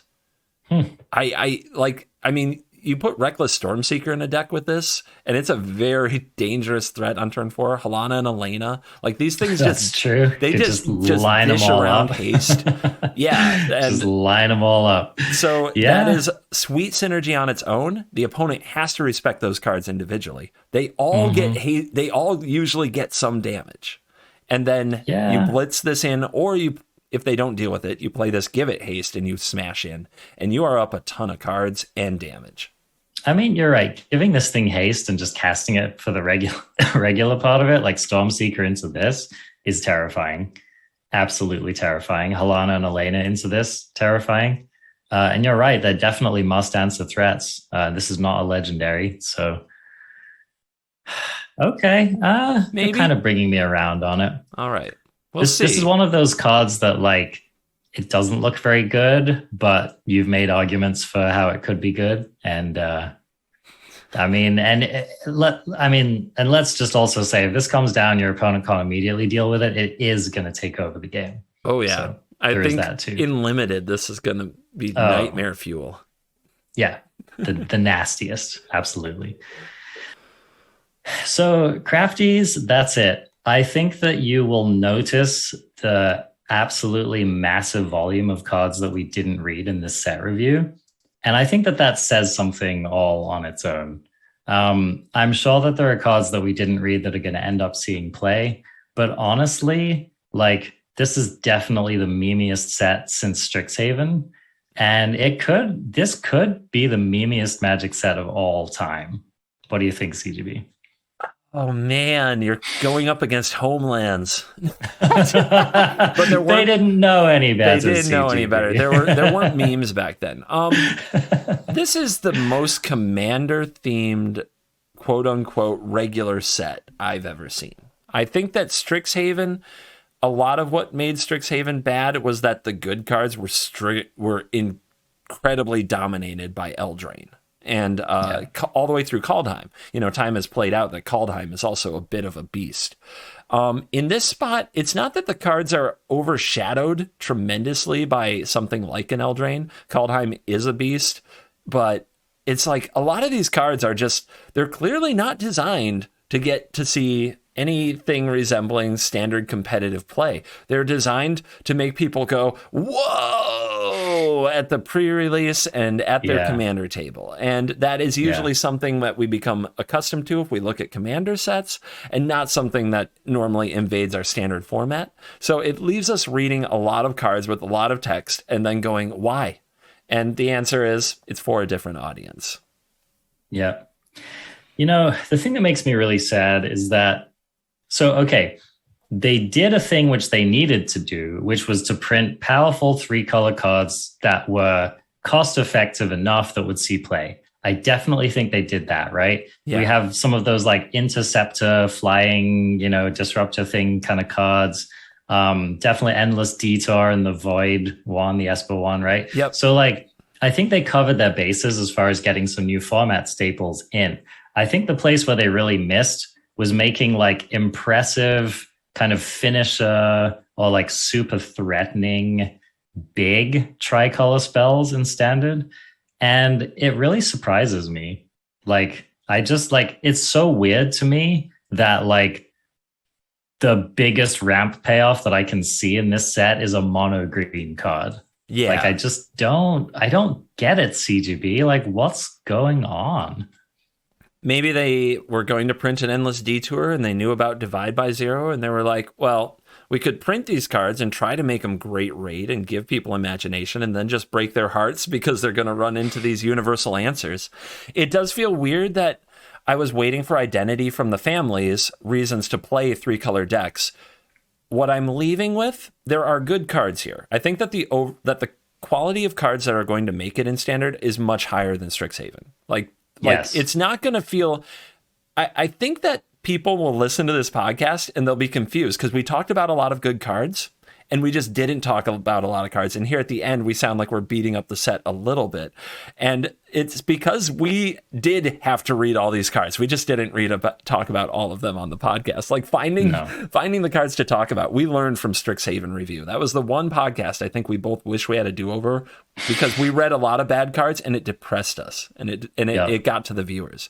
So on this one, we just read the cards that we think are legitimately powerful and good and are going to see play. And I feel better about the set having done it that way. But there's still some exhaustion from sifting through all the nonsense, pure nonsense that they created. So if you're going to sit down and read this whole set or watch a video I might make for a whole set review, get prepared. It is nonsense thick. Oh my God. If you just want one example, go read Obscura Ascendancy. Just read that card and try to contemplate how you're going to use that card in a competitive deck. And you'll know what we're talking about. Yeah. Obscura is aptly named. Crafties, I'm usually the go out there and craft and have fun and don't be the boring mono white gamer on day one kind of a person. But I just can't in good faith recommend that you do that with this set because I really think you're going to be best served if you care about your wild cards to just follow the meta for a couple of weeks, see where people go, let CGB take the hit and go from there. There's a couple of cards if you already enjoy Rakdos, craft those Obnixalises. You're probably not going to be disappointed. Go off, have fun. I think there's only a handful of cards in the set that are rare and mythic that are just craft them on day one. You'll be set kind of a thing.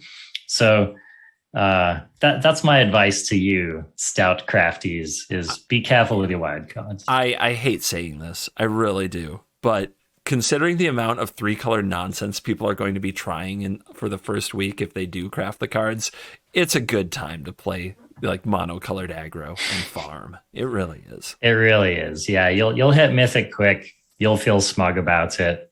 And your soul will be a little lighter for it. All right, that's going to do it for today. Thanks so much for joining us for this set review, crafties. Hope it was valuable to you. I'm going to do a real quick outro here because I have places to be, but just look us up. You can find us. We're on Spotify. We have a Patreon. We appreciate if you support us that way. So big love to you, crafties, and I really look forward to coming back with CGB soon to talk about the new meta game. Later, crafties.